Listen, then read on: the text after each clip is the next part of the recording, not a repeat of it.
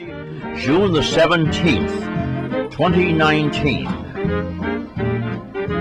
The opinions expressed by the participants in the following program do not necessarily represent that of this station or its management.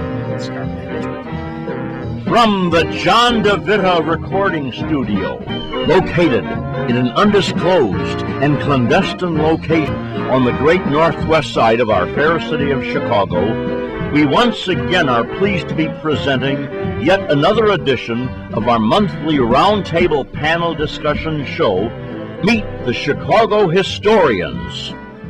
Now here's the guy who started it all, John DeVita. Well, thank you very much, Rich. From the John DeVita Broadcast Center, welcome, ladies and gentlemen, to another broadcast of Meet the Chicago Historians on the Windy City Hometown Entertainment Network on Monday, and today is June the 17th, and the year is 2019. So sit back and enjoy Meet the Chicago Historians. And now, here's our announcer, Mr. Richard Lang. And now here's our panel moderator, John S. Kochalko. John? Thank you very much, Rich. Thank you, John. It's good to be here with you for our June edition of Meet the Chicago Historians. As always, we're at the John DeVita Broadcast Center, a very highly secretive and clandestine location. We always warn people, don't try to find us. I know you'd like to come down and get autographs and so forth, but it would be impossible for you to get down here. The number of checkpoints you would have to go through, the barbed wire entanglements and minefields, it would just be prohibitive. So, and to pay the guy at the gate, why that wouldn't be. He could probably direct you through the minefields then, but even then you'd be taking a chance, and you'd have to show so many ID, and it's just not a good idea. But we're here.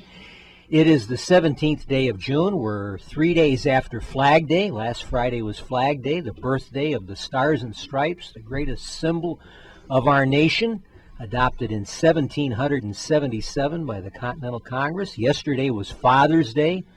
We hope that all of you had a very good and a very blessed Father's Day, which I understand began in 1910. The first celebration of Father's Day took place in 1910, sometime after the development of Mother's Day. So here we are for June. If you look out the window and you look at the thermometer in your backyard, you may not think that it is June. The weather certainly doesn't reflect the month of June, but we're hoping by this weekend that will change. So we're back again. We have a number of topics, a number of interesting things to bring to you. So let's, as we always do, let's go around the table and let each of our panelists introduce themselves. And I'll start to my left with our stalled announcer. Would you come in and sign in, please? Why, thank you, sir. Yeah, my name is Rich Lang, your friendly announcer. A little background in teaching modern American and European history. More recently, I've come to appreciate Chicagoland history, thanks to our great and beloved Ken Little. And I'm also involved in recreating old-time radio shows, which really harkens back to the past. Oh, I'm Don. Yeah, I almost know my name. I'm Don Peter from Oak Park. I belong to the Fire Museum of Greater Chicago, and sometimes I fix their trucks, sometimes I don't, but I have fun not doing it. My name's Henry Karkoska. I'm kind of new here, but I'm a past student of Our Lady of the Angels school, which, if you all recall, that was the Great Fire in 1958. I'm just here to kind of have a little discussion about that and later on in the show. And next, I'm Bill Kugelman, a past president of the Chicago Fire Museum, and also a past president of the Chicago Firefighters Union after 46 years in the Chicago Fire Department. And so I'm going back to John. John, pick it up. Thank you very much, Bill. Bill, I should say, is the longest-serving member of our panel, of the group we have assembled here today. So we're certainly glad to have Bill. Knows so much about the history of the fire department and has been involved with the fire department and the Fire Museum of Chicago. We're glad to have him with us today. Just a word, of course, our longtime moderator, John Jack Red Ryan. And we always like to point out the red does not reflect his political point of view. Is not with us. He's been under the weather for some months now. If he has a chance to listen to this broadcast, we send him our best. Jack Ryan, our moderator for many years of Meet the Chicago Historians. Tom McKenna is not with us here today. We understand he may be a bit under the weather as well, so we send our best wishes to Tom McKenna. And that's it. We'll be here for the next 2.5 hours with Meet the Chicago Historians. Customarily, we would always begin, before we would get into any topics, with sort of an open-ended discussion of the news of the day, the week, the month, what's going on in the city, the county, the state, the nation, around the world. I don't know if anyone has anything that's been in the news lately that they would like to toss out onto the table. Anyone have a opening issue they would like to bring to our attention? Boy, those issues are, there's so many of them, John. Where do you start? This tax problem we have here in Illinois, and supposed to be fixed by the new governor. And what do we have? We got about a dozen new taxes, all the way from cigarettes to gas. And it's no wonder people are moving out of the state. They're just they're fed up with this.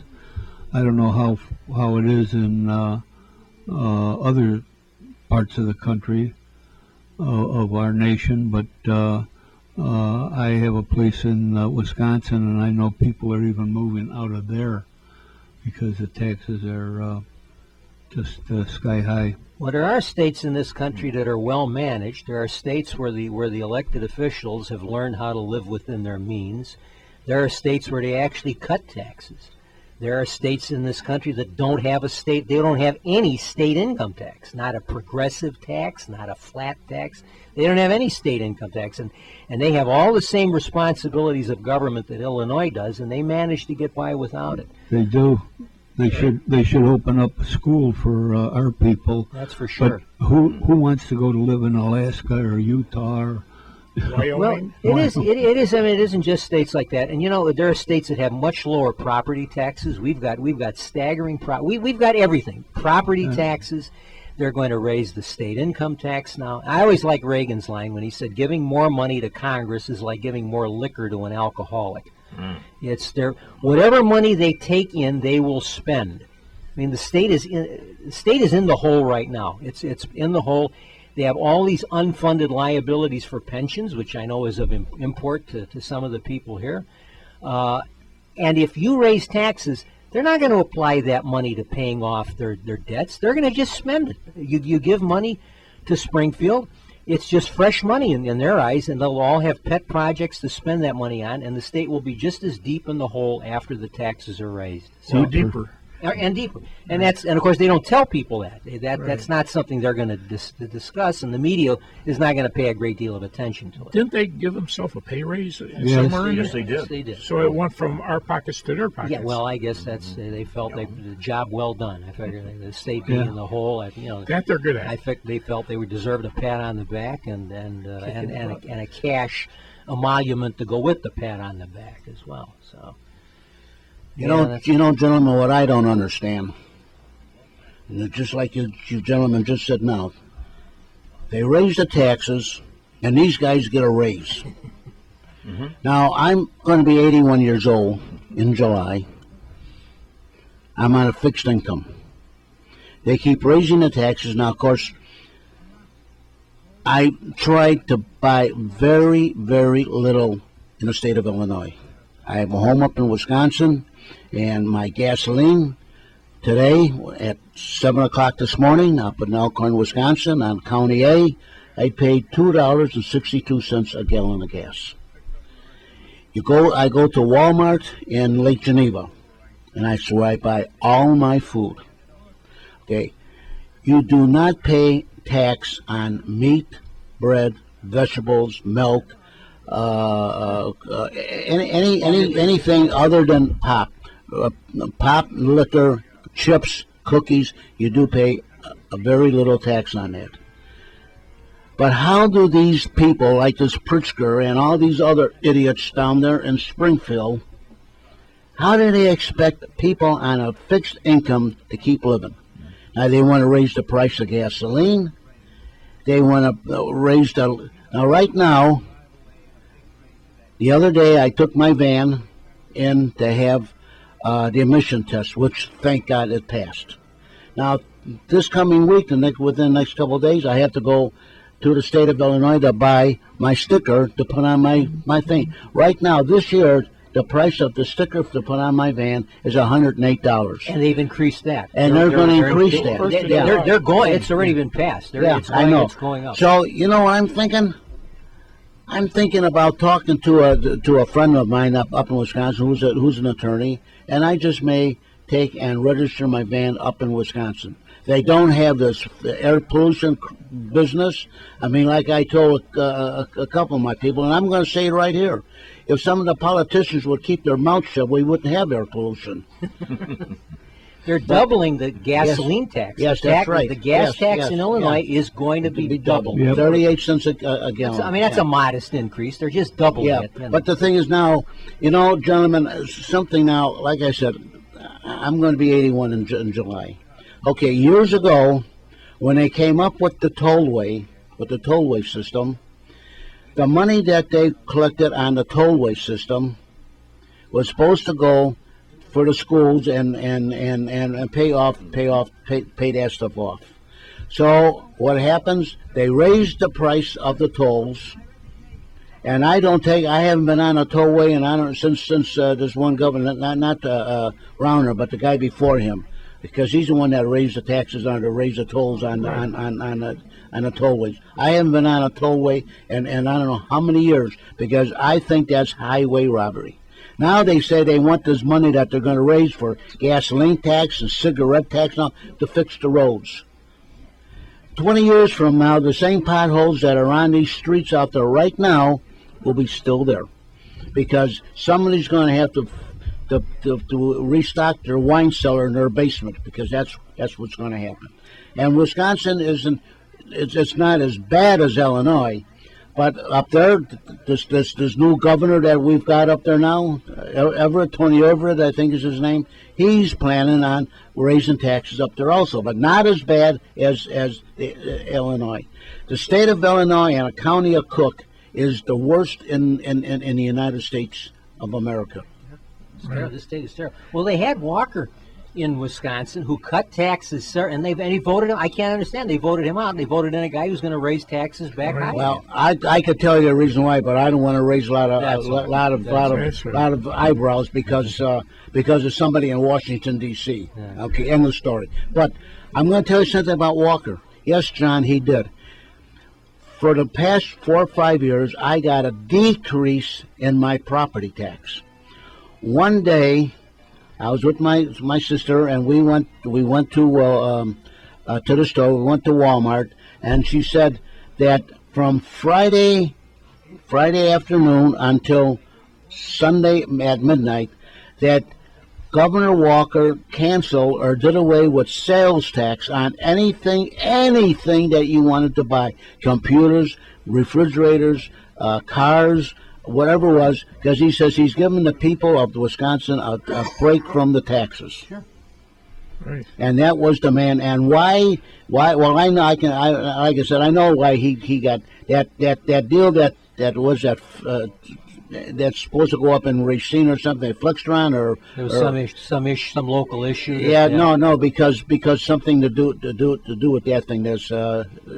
And that's why the people voted Walker out. Well, that mentality of cutting taxes, that doesn't exist in Illinois. No, you don't find that at all. No. That doesn't exist. But what worries me, and I kid you not, gentlemen, I rent here, and I own up in Wisconsin. And the thing is, I get out of bed, just like I did this morning. At 6 o'clock, I got up. I sat at the edge of the bed, and I'm thinking to myself, what next is going to happen, and the negative tone. Right. because it's just one thing after another. I mean, the utilities are going up. The young lad that lives with me, Oscar, upstairs, he says to me, you know, John, he says, I happened to go to the store and wanted to get 6 cans of beer. And he says, my God, he says, they raised the prices on it. I said, yeah, because they raised the price of aluminum. Right. But get back to the tollway. Isn't that privately owned now? Didn't the state sell it to I think somebody? I think it's leased. I think there's someone that manages it. I don't think they didn't actually sell it any more than, okay. just like they didn't actually sell the parking meters. They Change the lease it. management. Like the They lease Skyway, it. I think. Yeah. Someone leases it for 50 years or whatever, and they manage it and operate it for that time. Same difference. But yeah, but I mean the actual structure still belongs to the government. It's just that they're leasing the management to somebody else. You know, I retired from Illinois Bell Telephone Company back in, I think it was about 1985. To this very day, Monday, June 17th, the year 2019, you know what I got for a raise? I got a $1 raise in all these years. That's it. AT&T, the world leader in communications, Gigantic company. and I got $1 raise from 85 until now. Now, our telephone service, I have my cell phone is AT&T. Up in Wisconsin, by my house, Route 12 and County A, just north of the town of Elkhorn, it's almost next to impossible to try to get a phone call. Yesterday, I wanted to call a couple people because we had to cancel our outdoor mass because of the weather. It took me 15 minutes in order to make one phone call. The service up there is absolutely terrible, horrible. And I just got rid of AT&T and went to Xfinity. And you know, and you know something, my very, very dear friend Don Pearson told me, John, get rid of AT&T and go with Verizon or somebody else because they got better service. But AT&T is the world leader in communications. Yeah, Hat and tea. yeah. Yeah. And they can't even give their employees a decent pension. Okay. right. Yeah. And I know we Chicagoans are about to face a big jump in fees and such with our new mayor who is faced with a terrible budget. I mean, yeah, the city, the county, the state. I mean, it's all the school districts, all these other taxing districts. But the mentality is that, you know, money is no object. You know, that there's no sense of cutting. It's just, oh, we have these expenditures. Let's tax more. Let's bring more, and then we can spend even more money. That's right. So they're going to raise taxes, and I assure you, they're not going to reduce the debt. The state will be in just as bad a shape 5 years from now as it is today. But taxes will have been, and they'll be raising taxes again. Yeah. Well, we've kind of we've That's so much for the good said news. a bit. Yeah, the Right, good one. what's the bad? Taxes. Yeah, they used to say taxes to beat the Axis in World War II. So anything else? Any other current items in the news that anyone wants to talk about? How was your Father's Day, guys? Father's Day? Father's Day? Who, me? Father's Day was yesterday. I know John had his muster of the. Yes. Is it the 511 Club? I think it's was it the 511. It's the museum and the 511 Club combined. They did We their annual do it once a year, and in June. They do it on a Saturday in June at the what is soon to will no longer be the Chicago Fire Academy because the city's going to build a huge, apparently new police and fire complex as a training center. So I don't know what will become of I it. was on Chicago talking to some of Avenue. the guys from the fire department, and they don't think that's going to happen. Huh?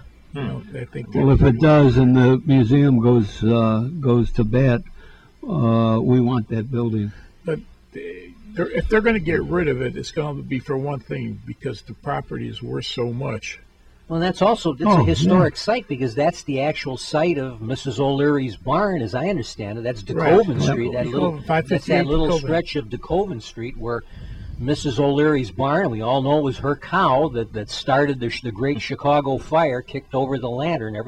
When I was a kid, everyone learned that was how the Chicago Fire began. Historical fact. Yes. And today it's disputed, but in any event, that's the location where Mrs. O'Leary's house and barn and cow We're all situated. Well, didn't the city council absolve Mrs. O'Leary from any blame of kicking over the cow?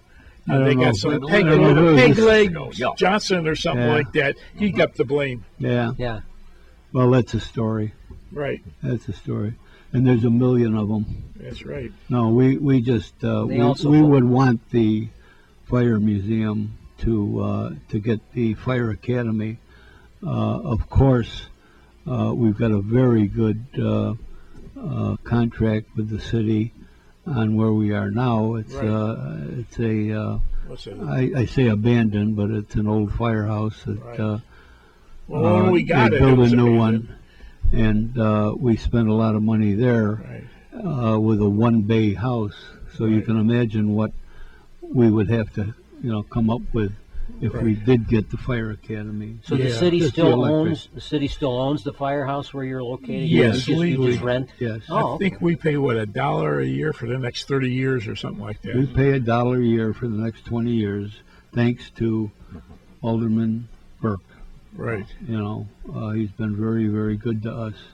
And the, We don't go overboard with him. We just want to do something for the city. right. And the gentleman who the board, I'm talking about the museum board, talked to, was very impressed about how much we improved the building. And I think he put in some good words to, I don't know who, but it turned out good for us. And it was abandoned when we got it. When we got it, what it was like 3 feet of water in the basement or something like that. No, no 3 feet of water. It was wet. We needed a new roof. Right. My dealings with the unions when I was president of the union was very, very, very, very good. And the roofers union put on a $65,000 new roof for us on the museum for nothing, for absolutely nothing. They wouldn't even take lunch.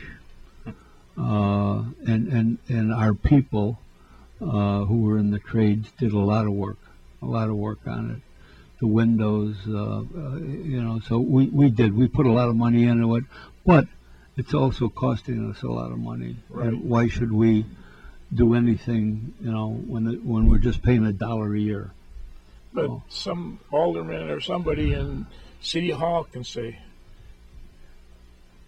we want our building back, and theoretically, they could take it back. Sure. We have a contract with them that is good for a few years, more than a few years. We may not have Alderman Burke around at that time. Some of our people don't believe that. Their argument is, well, gee, what if he dies? This is probably worse than that. Yeah, The problems that he's in now, but nothing has changed. right. And so far, we have people that are, they always think the worst and come out with, the worst type Sure. deals, and nothing has changed. I don't think that'll change. We now have two firefighters that are aldermen on the city council, and another one was a police and a fireman. So I don't think we have any problem there at all. I don't I think hope so. No, we just have a lot of people that like to create a little, Consternation. that's a good word. Good word, John. I didn't know that. I'm gonna have to remember that one. Yeah. Consternation. Write it down. Consternation. Write it down. Okay, well, we've talked about taxes, the fire department, sports. Anybody have any comments about our Chicago White Sox? I understand neither of them did very well over the weekend, according to what I heard on the radio. The Sox were beaten by the Yankees, and the Cubs apparently that lost to Los Angeles. They lost last night, yesterday. The last time I looked last night, they were tied or something like that, but I keep falling asleep. No, they lost. I don't think we'll see the city series this year. Doesn't look Although that the way. Sox are a little exciting, Yeah. but they're still below 500, if I remember. Yeah. They start the city series. What? Well, I mean the World Oh, you Series. need Oh, the two yeah. of them in a World That's Series. what That's I mean. my dream, a city but series the World series Series, is right. now. I'll never live to They're see it. starting today or tomorrow. I think tomorrow.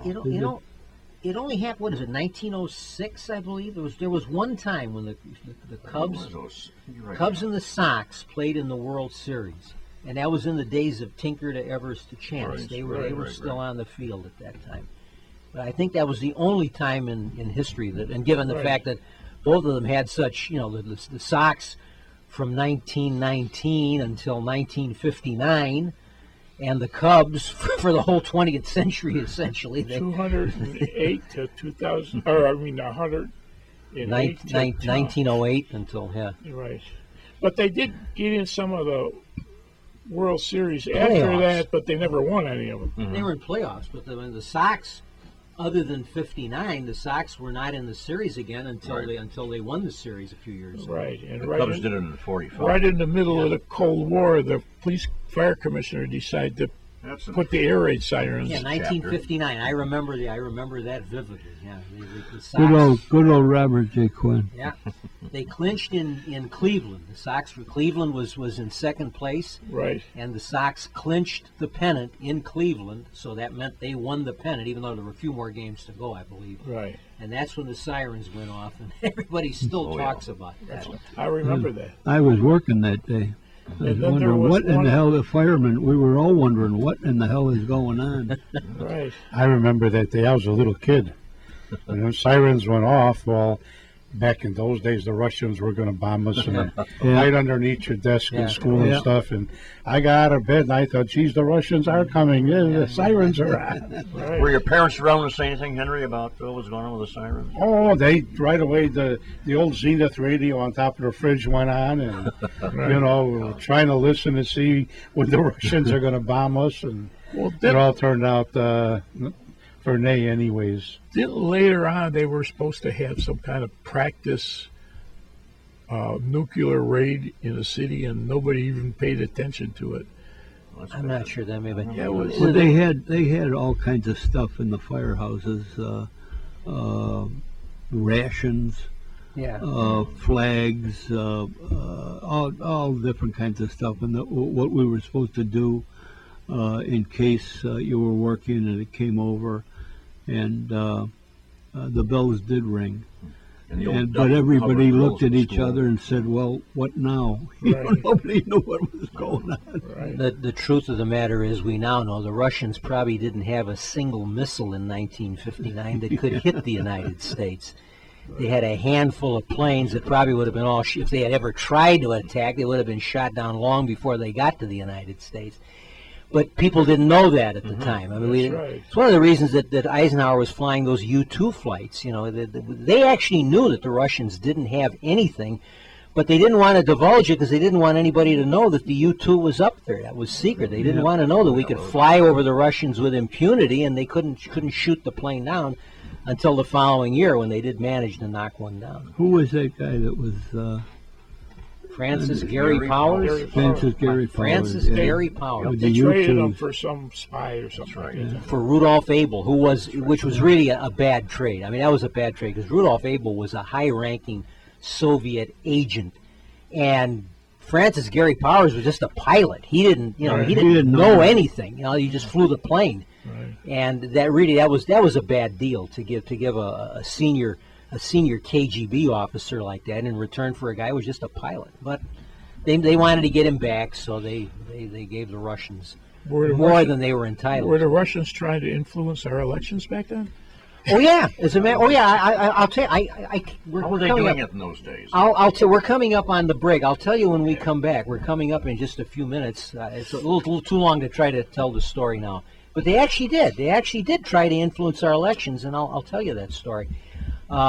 This is Meet the Chicago Historians. We're doing a roundup of recent news. We got a minute or two left. If anybody wants to say anything about anything that's in the news. John, do you have any news items you want to bring John, to our no, attention? never mind, John. I'll get it. Oh, here we go. Uh-oh. On July 20th, the fourth Saturday of the month, Uh-huh. 10 to 2, we will be open at the Chicago Fire Museum. That's our open house day from 10 until 2 o'clock. 5218 Southwestern. Bring the kids, bring a camera, and enjoy poking around some old fire trucks and That's right. equipment. We have a lot of stuff there that There's a lot to see. are interested. It's funny that they I tell them that, and who's first up? The father and the mother on the rig to Right. take their picture. Kids don't want to get up that high or something. But yeah, we'll be open July 20th from 10 to 2. 10 to 2. And if they ask questions we don't know the answer to, we just make them up. That's right. That's right. Don't be telling our secrets, Don. Rich? Well, now it's time for the first intermission. You've been listening to Meet the Chicago Historians.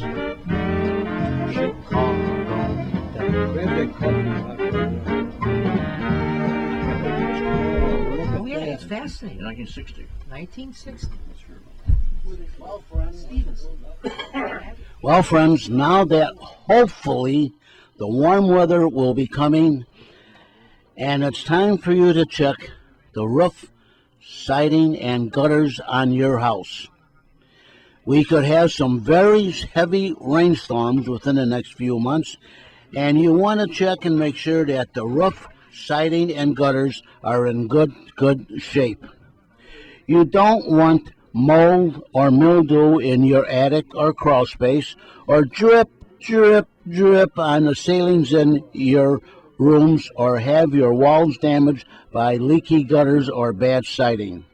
So don't have double expense. Sooner or later, you're going to have to get them repaired. So call Besh Brothers Roofing, Siding, and Gutters at area code 630-616-1359. Mike Besh will drive over in his shiny red truck with ladders on top, and Mike will look over your roof, siding, and gutters and give you an estimate and go from there. So once again, friends, don't have double expense. Call Besh Brothers Roofing, Siding, and Gutters for a free estimate at area code 630-616-1359. Again, the warm weather is hopefully coming very soon, and I know we're going to be having a lot of rain. In fact, they're expecting every day this week to be a rainy day.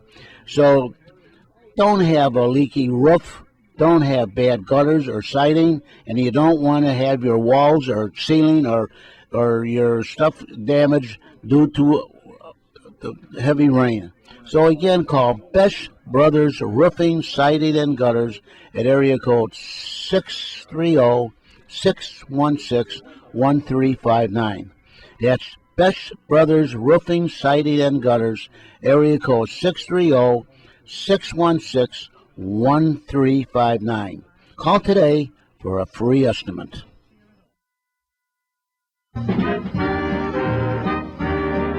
Now back for a special edition of Meet the Chicago Historians. John? Thank you very much, Rich Lang, our intrepid announcer. We're here for our June edition of Meet the Chicago Historians. Just before we came up on our first half-hour break, I talked about Russian interference in American elections in 1960. Now, we've heard so much about that recently, in spite of the fact that the recent report indicated there's absolutely no evidence of any collusion, which is not a legal term to begin with. There is no crime of collusion, except in, I think, a very specialized issue dealing with commercial law. It has nothing to do with what we've been talking about. Just another word for lying. Yeah. But they found no conspiracy, no cooperation, nothing linking the Trump campaign and the Kremlin. But in 1960, I came across this reading a book by Michael Beckschloss about the U-2, the U-2 incident that those who were baby boomers will remember. 1960, Francis Gary Powers piloting an American U-2 espionage aircraft flying over the Soviet Union. The Russians said they shot him down. To this day, it's not certain whether his plane maybe had a flame out, maybe he was flying too low. But in any event, his plane came down, crashed. He survived, and Nikita Khrushchev used this as a massive issue to attack the United States and to derail a summit conference, because there was a summit conference scheduled in Paris just a few weeks away in June. We're in the month, in fact, the anniversary of it. It was in June of 1960 with President Eisenhower Nikita Khrushchev, the British Prime Minister Harold Macmillan, and French President General Charles de Gaulle. And they all gathered together, but the conference never took place because Khrushchev destroyed it. In any event, in Beck Schloss's book, he recounts a story that very early in 1960, the Soviet ambassador to the United States, whose name was Michael Menshikov, and he was always referred to as Smiling Mike because he had this very ebullient personality, Smiling Mike, invited Adlai Stevenson to the Soviet embassy in Washington. Stevenson had been the Democratic nominee in 52 and in 56, and was apparently interested in running again in 1960 when Eisenhower would not be on the ticket. I couldn't run in 1960 because it was the end of his second term. So the Soviet ambassador told Stevenson that he was Nikita Khrushchev's preferred candidate for President of the United States. And he asked Stevenson if there was anything that the Russians could do to help him win the nomination and the election. Well, Stevenson did not get the nomination and obviously didn't go on to the election. And this was recorded in a book, there's a massive biography of Adlai Stevenson by a man named John Barlow Martin, I believe, wrote. And he recounted this story. So Stevenson, I haven't had the chance to check it out, but Stevenson apparently told the story directly to Martin. No investigation, no one was upset, no one cared that the Russians wanted to secure their candidate for President of the United States. And the only reason we know that nothing came of it, apparently, is that Stevenson said so. And apparently whatever Stevenson told him was just taken at face value. Nobody questioned him or accused him of lying. But the irony is that this has been out there. Martin's book was written in the 1960s, so this has been out there for maybe 50 years. Beck Schloss's book was written in the 1980s, so it's been around for 30 years, and not a whisper of interest in this. And it gets even more interesting because when Kennedy met Khrushchev in Vienna in 1961, they had their summit conference, which was also a disaster. Kennedy later admitted that he did not feel he had performed well. He was having severe back problems at the time, which of course the country didn't know. And the conference did not produce anything that was a glowing tribute to JFK. But Khrushchev told Kennedy, he said, I voted for you in last year's election. And Kennedy said, what do you mean? He said, well, they had shot down, in addition to Francis Gary Powers, the Russians had shot down another American espionage aircraft, an RB-47, I think in 1958, and they had captured 3, the pilot, co-pilot, and navigator, and they had been held. And Khrushchev says, I knew if I released these men during the election, it would help Nixon. And since Nixon just narrowly lost, that probably would have elected him. But Khrushchev hated Nixon. Khrushchev hated Nixon and did not want him to be president of the United States. So After their famous debate. That kitchen debate. That kitchen debate. That apparently really riled Khrushchev because, in the Kremlin, nobody talked to Khrushchev that way. And having the vice president argue with him in public and in Russia on Soviet soil and talk back to him, it really got under his skin. So he said that for that reason, they held these pilots until the day after Kennedy's inauguration. They released them on January the 21st of 61, the day after Kennedy was inaugurated. And he said, that's how I voted for you in the 1960 election. And Kennedy supposedly said, well, what you said makes sense. Kennedy admitted that if they had been released, it probably would have elected Nixon.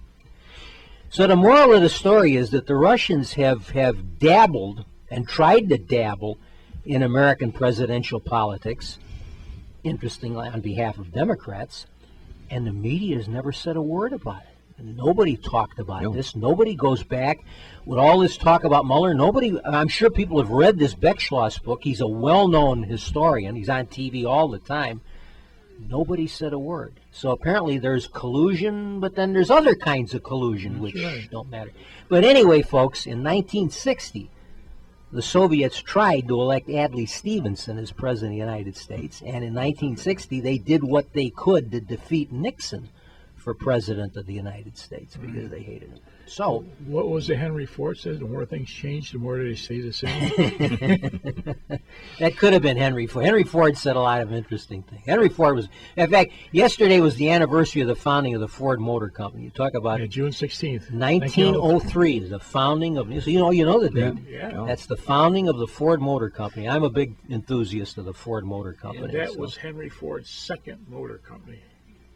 The first one was Detroit Automobile Company, which was owned by him and what's his name, Lincoln. The guy that had Yeah. Lincoln, Yeah. and that was Detroit Automobile Company. That became Cadillac. Ford didn't want partners. He didn't want stockholders. From when he was able to buy out those people that had invested. Right. And for the rest of his life, Ford owned the Ford Motor Company lock, stock, and barrel. He owned every bolt, every Right. door, every window, every car personally. I think there may have been members of the family that had nominal stock in it, but Henry Ford owned the Ford Right. Motor Company. In the way he got it, there was a lot of people on his board that wanted to make expensive cars. So he says, "The heck of it, I'm gonna start my own company." And you heard of Fords and tractors. Oh, sure. Yeah, my dad, they had a Fordson tractor on their farm in Kansas. My dad used to talk about the Right. Fordson, Ford and Son, right? Yeah, it was his son Ed. It was Ford's son, Right. in honor of Edsel, his son. Right. But he come up with a company called Henry Ford and Son, and all the stockholders sold it for dirt cheap, and that's how he got control of Ford Motor Company. And it's still owned at least 51% by the family. Well, the family has what's called Class B stock, and which gives them The voting control. rights, right. I mean, there are lots of stock. In the 50s, they went public. Henry Ford Right. too. 56. They reached a point where they had to raise money. You had to. It was either borrow the money, when then you're in debt, or sell stock. Right. But the story, they always say Henry II, the grandson of Henry Ford, Right. Edsel's son, Henry II.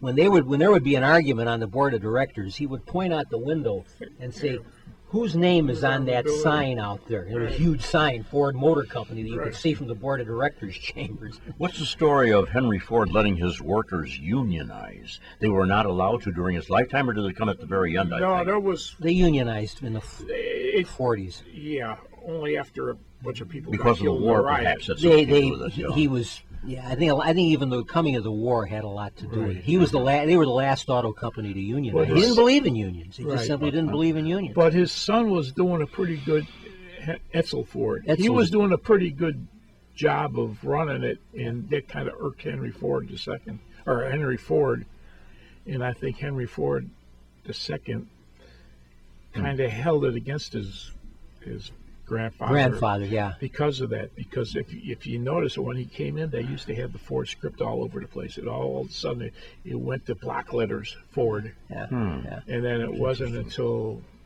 70 something they went back to the Ford script. Yeah.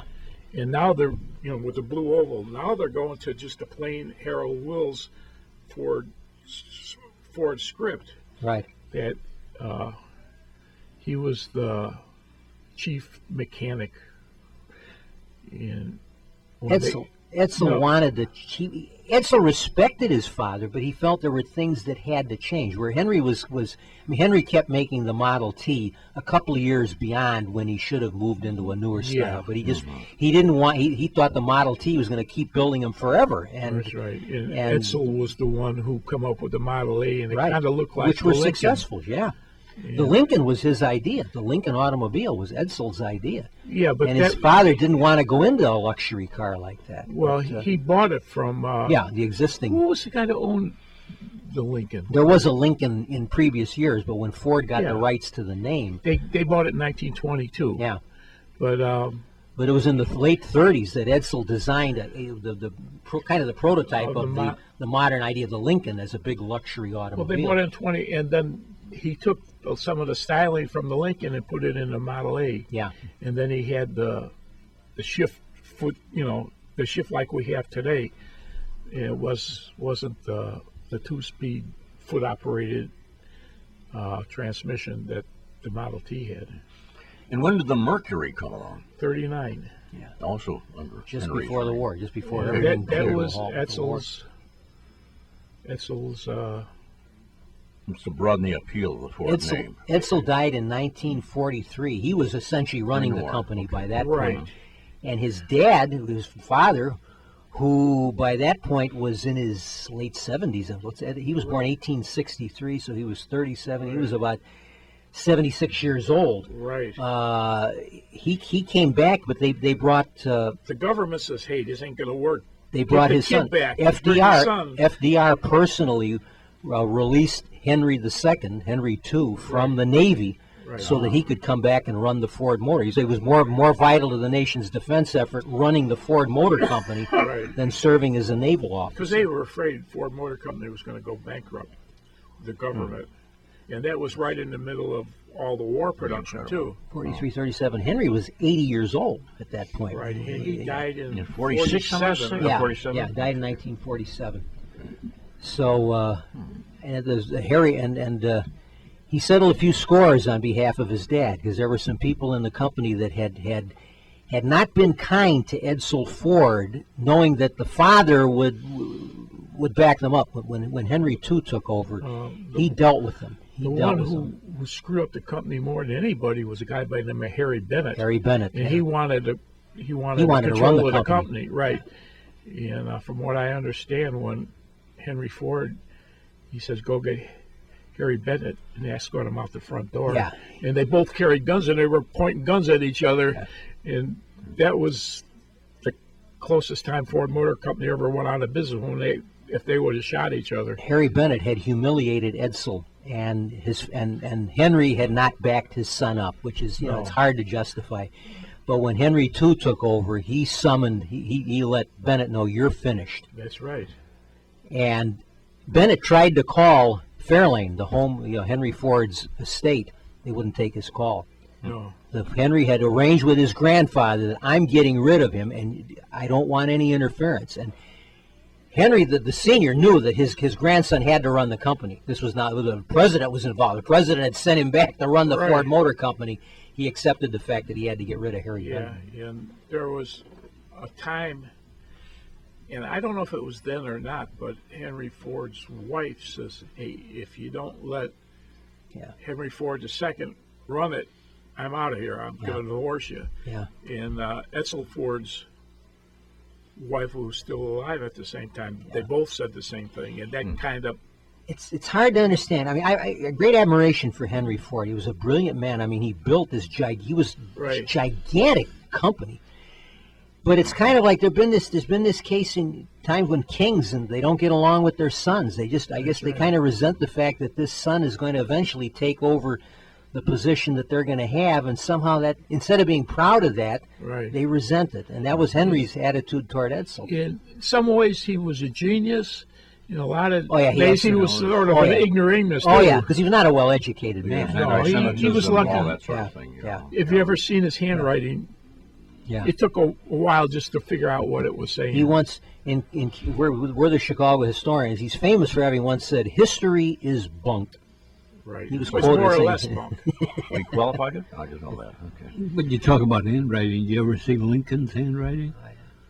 I mean, those people that Well, he in also that was era not an educated just man. were not. It seemed quite clear Lincoln's signature. Maybe later on when he became president. But it's a shame that A. Lincoln. He didn't say it was his A.L. A. Lincoln. He didn't That's right. sign. He didn't Yeah. sign the first name. It wasn't Abraham. It was No. A. always Lincoln. think Didn't he A. sign it Lincoln. both ways sometimes? I've seen it as. I mean, I'm sure he probably did, but I mean, I've always seen it on famous documents. It's usually just A. Lincoln. or just Lincoln too. and I guess he never had a middle name. No, That's which is just many of our early presidents That's did true. not. That's true. George Washington, Thomas Jefferson, yeah. John Adams, James Madison, none of them had middle names. John Quincy would be. He's the first American at trivia. Who's the first Yeah. American president with a middle name? It's John Quincy Adams. Interesting. Yeah. But it's a shame that most people, when you hear the name Edsel, right away you think of that failed Edsel division of Ford Right. Motor Cars Which in is the late sad, 50s, yeah, which it's is a sad, sad yeah. thing. And Edsel was actually named after his father, who was Edsel. Yeah. And he was kind of pissed off after he had a quit making it, and that really hurt them. And they carried it around for a long time. It was the main thing, the timing of the Edsel division was very Well, bad. You had a yeah, and the recession. car wasn't that great. I mean, it Well, was a good car, but it wasn't. You laughed at the styling at times. Well, as a lot of cars at that time, they weren't put together real good either. Mm. And it had some new ideas, but in an old package. Yeah, You know. the thing he had. They just had something on TV the other day about the Edsel, the history of the Edsel. Right. It had the That transmission idea is ahead of, shifter it in was the ahead of its horn, time in some in the ways. steering wheel. Yeah, it was ahead of its Ahead of time. time, yeah. They had a push-button transmission, I believe. In the steering wheel. Yeah, Yeah. yeah. And Studebaker used that for a while. Just like the Ford Mustang was really a barely disguised Fall Falcon. But Well, it that really took off. that was, who was that? That was That Iacocca? Lee Iacocca.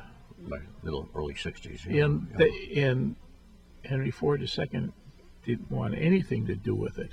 Really. And the engineers had to go to a hotel down the street to come up with the engineering for it. And like you say, it was made with the frame and the engine, all that stuff was made from a Falcon, about a 60 Falcon. Boy, a lot of intrigue in the Ford And Motor Company. who That's saved right there. the Ford Motor Company, but to a certain extent was a lot of secretaries, because a lot of secretaries bought Mustangs. And the Ford Motor Company is still headed by a Ford. The current chairman of the board is William Clay Ford Jr., who's a great-grandson of Henry Ford, Right. but is not in the direct line. Well, He's there a- is a direct line. There's a Henry Ford III. Henry now. Ford- That's his, Henry that's III? his son. and Edsel II. Edsel II Right. was Henry II's son. They alternate Henrys and Edsels in the. Right. And the original Henry William Ford. William Clay Ford. He just died Not long ago. not yet long ago, too. But Henry Ford, Harvey Firestone, Herbert Hoover Herbert Hoover, and Edison. and Edison.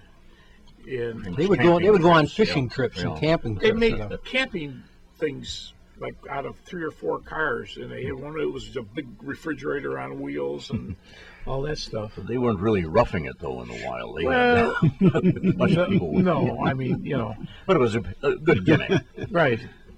But the Ford and the Firestone family for years kind of intermarried with each other. And remember on the Explorer, they had trouble with the Firestone tires. Some years ago, yeah. And Right. Ford Motor Company ate that. They really didn't have to eat it because it was Firestone's tires. And that's what kind of screwed up their... Because they were on the verge of buying International Harvester. I remember Jimmy Stewart, before he died, doing a commercial for Firestone tires, and I remember Jimmy, and he was talking about Ford and Firestone, and I remember the tagline was about Harvey Firestone. He said, "Harvey sold a lot of tires because Henry sold a lot of cars." Jimmy, one of Jimmy that one. Stewart's rare, that is interesting at the end involvements of his life. doing a Wow. commercial. Yeah. Right. But then when Firestone was bought by Bridgestone, which I think is a British company or a Japanese company, I don't know which. And that's when they kind of went their own ways. But There's still a Firestone brand, isn't there? yes, Yeah. there is But it's owned by Bridgestone. Bridgestone. And remember the politicians in, what was it, the 80s? They brought in all the car companies and they read them the Riot Act, about selling cars and all that stuff. And GM was way in debt, and Chrysler was in debt. And they come to Ford and they said, well, with all due respect, I think we could do it on our own. Oh, you're saying that was the crash of 2008. Right. That was in 2008, Right. yeah. They brought the car when Chrysler and General Motors both took bailout, he called them bailouts. Right. Bailout money, Ford did not take a penny. Right. And Ford had enough cash, they were well enough managed Right. that they didn't take a penny. And I've always And really they- admired that fact. They didn't and take they a penny of government money. diplomatically told the We don't government need to it. take their money Yeah. and stick it up We there, you don't, know we where. don't, we don't need it. Yeah. Right. Looking forward to a new movie on DeLorean is about to come out. with Alec Baldwin playing. Yeah, he was an DeLorean. engineer for Pontiac. Anybody who saw Back to the Future Part 1 will know the car. Yeah, but Oh, DeLorean, yeah. he was an engineer for General Motors, That's right. and The muscle car, he Pontiac. made I muscle think, car in the GTO. Pontiacs, yeah. But he was kind of a That's quite a while ago too. yeah. That he was was- what nothing year? What new. year did they make the DeLoreans? I've lost track. Back in the, 80s, I, 70s. yeah, because I think the early I 80s think is when he it got started big fired production. because yeah. he put that big engine in the Pontiac. Huh. I can't remember what it Some was, story. but he got into trouble, and then he started DeLorean, and he got into trouble. He was selling dope or something That was part, to make money Okay. for his He was business, set up? for his business, Yeah. right? But he got It'll all come out in this next movie. Right, yeah. right. That's an interesting way to raise capital. I mean, there's borrowing, there's issuing stock, and selling drugs. selling drugs, right? Fast cash. As we're talking about automotive makers and such, I just wondered about the story going to GM, why they stopped with the LaSalle. I think just before World War II. That was like the junior Cadillac. Cadillac, right? Yeah. And Those that ever- become the Pontiac. Oh, did LaSalle become Pontiac? Yes. Oh, that's interesting. That's the story right there. Right. Well, GM that division. Pontiac was a good car. Pontiac. Pontiac. Well, he said Yeah. those distinctive stripes. But the government part of it with these loans, they wanted to put congressmen or some. Well, they're going to be On their board of restrictions. directors. Whenever you give money, you're going to put restrictions on what Right. you can do and what you And can't GM do. had a blue background on the GM, and the government says, "Hey, you change the background to green." There's a story. I want to study that. And then Chrysler got bought by what's the Mercedes. The German, yeah, Was it Mercedes. Mercedes? right. And all they did was Mercedes took all of Chrysler's No, it's engineering. Fiat. Fiat. No, Chrysler. that was after it. Oh, you're talking because now it's Fiat. Because Daimler, They Chrysler- had been linked with Mercedes. Yeah. Daimler, Chrysler, Daimler Chrysler. and yeah. all they did was basically steal all Chrysler's engineering, and then they dumped them, and then Fiat bought them, and they also bought Ford tractors. They bought Case International tractors, and they bought one of them that New Holland, which Ford and New Holland, way in the back, they worked together for a long time with each other. That's why the New Holland tractors now are painted. Remember the Ford tractor blue? Yeah, Chrysler has bounced around ever since Lee Iacocca's days. Right. And Lee Iacocca married his secretary at Ford. Was that his first marriage, or I think so. Too bad they can't get him back into politics. well, He's he, got to must, be a he nine. must be up in age now. Yeah. Oh yeah, I Iacocca's know. Still living? Right. Yeah. Is he? Is I don't know. I don't recall hearing that And he had then passed the away. Dodge brothers. Well, When the Dodge brothers were they had Ford stock in the original Ford Motor Company, and they built castings for the Model Ts. They made a lot of money, well, and they created the Dodge Brothers Motor Company. And if you wrote a letter to them and you didn't address a Dodge Brothers Motor Company, they won't even answer them. They won't even open the letter. this whole study of the American automotive industry is fascinating. All this, I wanted to know who brought the Jeep brothers back in the. Ooh, the Jeep. Willis. Harold Wills. Willie's Jeep. And he was an engineer for Henry Ford, Willie's, yep. and he wanted to start the Will St. Clair, which was a car he did, and he bought out, cashed in his stock in 1912 1912 or 1918, and at that time it was over $2 million. God, and I can imagine what that would be today. Right, and he started Will St. Clair, and a number of years later he went broke. The car never sold. But he's the one who come up with the Ford script logo. He got a kit, a font kit for signs, and that was on the first Model AAC or AA. That was in 1903. And by the way, the first car was sold to a doctor in Chicago. Huh. And some of us growing up in the late 40s, we remember, well, the impact of the Tucker, of course, is news. Right. And then Kaiser and Fraser were Henry bouncing J. around for a Kaiser, few. yeah, he yeah, Right. yeah. The Kaiser, the Fraser, and the Henry J. So soon after World War II, a car with the name of Kaiser didn't seem like a good bet. But he was a celebrated figure during the war. Henry Kaiser was a As far as, I mean, They built building That's Liberty true. ships, No, that's true. building Ships. Liberty That's ships, true. launched a Remember, my dad told me that he was launching a Liberty ship a day. He had the production where they were launching a ship okay, I thought every it was day. Every 3 days. But Every the first day. batch of them, they had problems with them because that's when arc welding came out in the 20s. So it wasn't that, and they riveted the hulls together. In high weather, it would break. So they put a strip 3 feet long and they welded it across it. Oh God, Well, we're pardon coming me, up on our gentlemen, break. it's time for another break. You've been listening to Meet the Chicago Historians, and we thank you for it. We'll be right back. Chicago.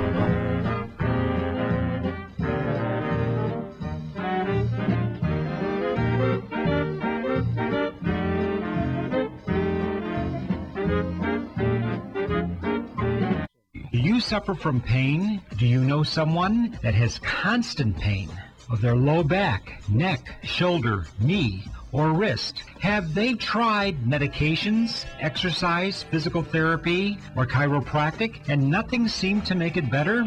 Well, I may have your answer. Why not try a napropath? Hi, everybody. This is Dr. Wayne Chickowitz, and I've been practicing 30 years treating pain. I'm board certified and hold a diplomate in pain management. For your convenience, we have 2 locations. In Cicero, 3602 South 61st Avenue, 708-656-7000, or in Villa Park at 122 West St. Charles Road, Suite 1A, 630-833-4007. Why not try a napropath and stop the pain today? To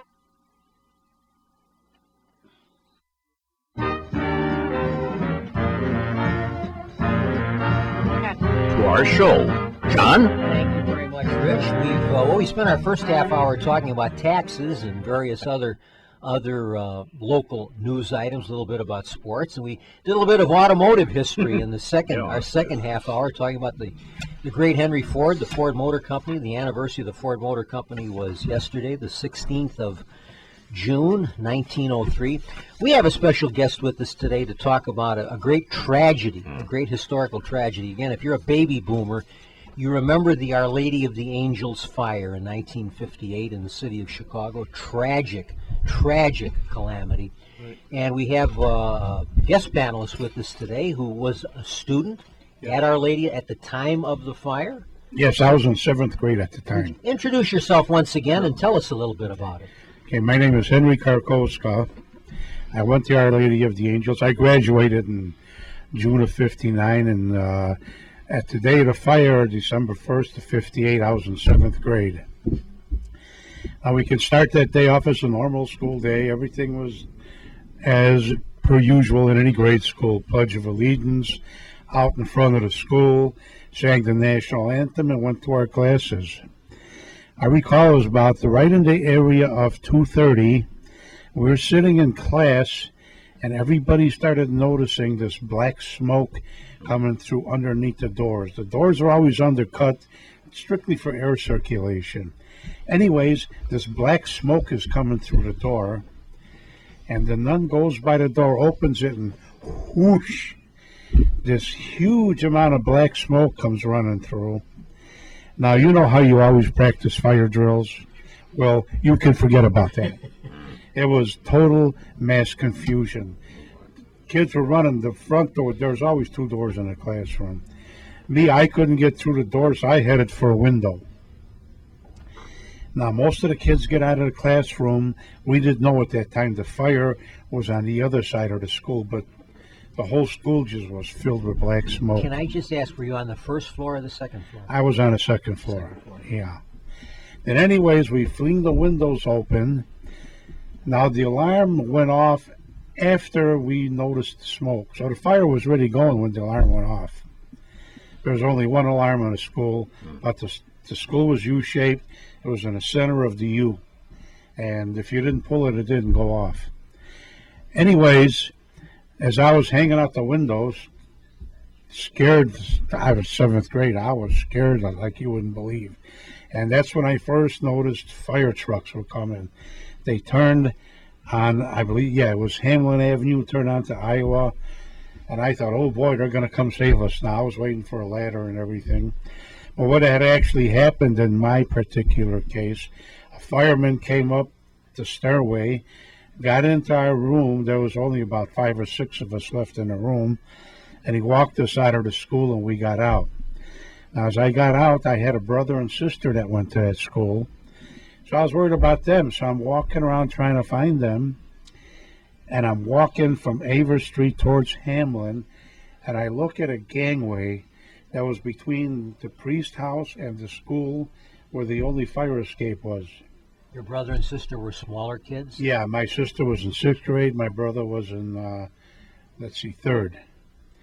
So then as I looked through that gangway, I see the classroom I was supposed to be in. By some luck, I got transferred to the other side of this class. But there was flames. To this day, I remember them. Flames were shooting out of that window. It seemed like they were almost going to touch the sky. And I thought, geez, I wonder if anybody got hurt in there. But being a kid, we thought, everything was all right. Anyways, found my brother and my sister and a couple other kids. We all lived on a block, and we started walking home. And as we're walking home, this was the worst day of my life. I ran into my buddy's mother. Me and him were good friends. Richie Bobrowitz was his name. He was in 8th class. He was in one of the classrooms that... So anyway, she sees me. She goes, oh, have you seen Richard? I says, no, I didn't see him. But, I'm pretty sure everybody got out. I did not know how bad that fire was. And then when I got home, my mother was working. She came from work. She worked right on Chicago Avenue in Spalding. They seen all the smoke all the way from Chicago and Kedzie to the vicinity of Chicago and Avers and Hamlin, which was right by Pulaski. Nothing but big black smoke. Anyways, I'm watching the news that night, and whose name appears right away was my friend Richie. I felt so guilty for many, many years because I had told her Richie was alive and well. My dad forced me to go to the wake, and then the most dastardly thing that I ever did in my life was his mother asked me to be a pallbearer. I'm 12 years old. I don't want to be no pallbearer, but I could not say no. And I still remember the day of that funeral. I still go to the site and put a flower by him. A couple of times a year I'll go there. And I always look at the tombstone, and I think, geez, what would Richie be right now, because he was one of these kids, was a good student. His father had big plans for him. He was going to go to Lane like I went to Lane. And I often think about all them kids that died, where they would be today, what they would be.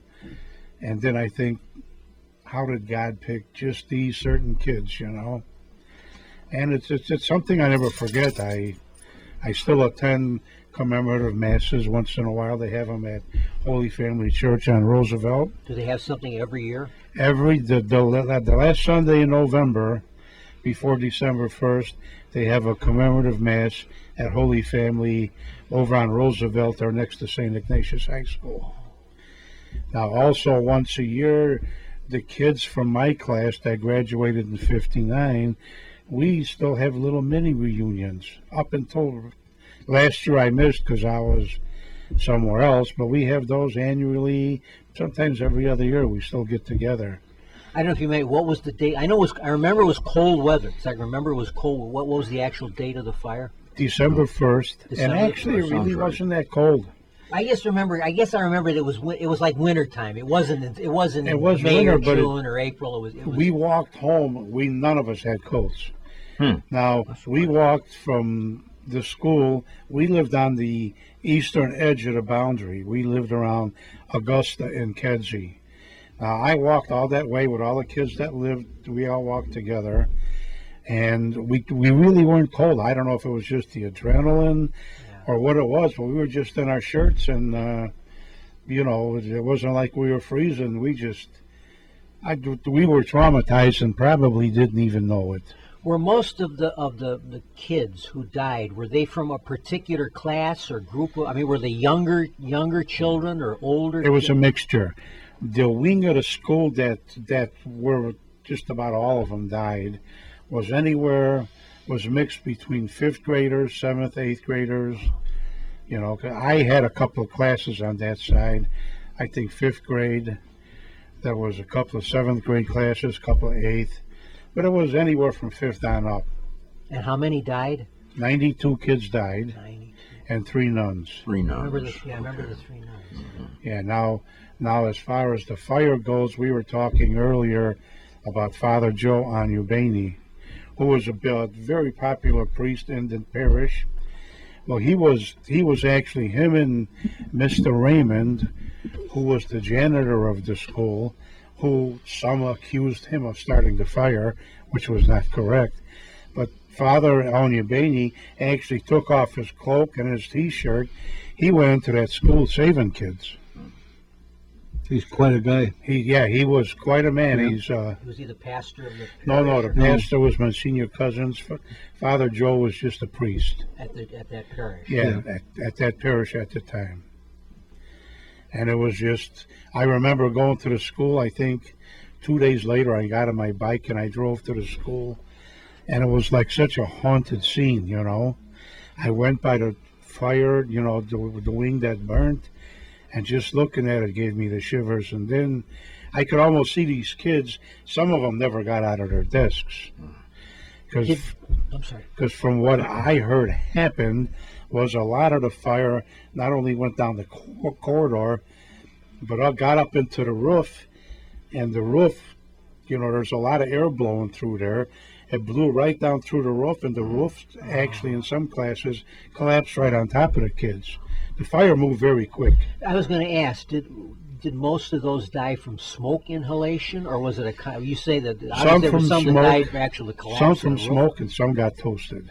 They were actually burned alive? Yeah. Oh, God. Incredible. There's this one girl that I see occasionally. Her name was Irene Mordarski. She was in the 7th grade at that time, too. She was the student she was a miracle. Nobody expected her to live, and she's still alive today. But I seen her a couple of years ago. She still has problems, got to see doctors. I mean, if you've seen her, you'd never believe that she was just about cooked from head to toe. And 60 years later, she still has Yeah. medical problems. She married a kid, married a guy who also got burnt in a fire. They met at St. Anne's Hospital, as a matter of fact. They started, after they got out of the hospital, they started dating, got married. Their whole family is doctors. He's a chiropractor. Her kids are some kind of doctors. What was do you know what the total enrollment of the school was? You said 92 died. How many kids I were there say the altogether? total enrollment, it really wasn't a big school. We had on the average of 40, 45 kids in a class.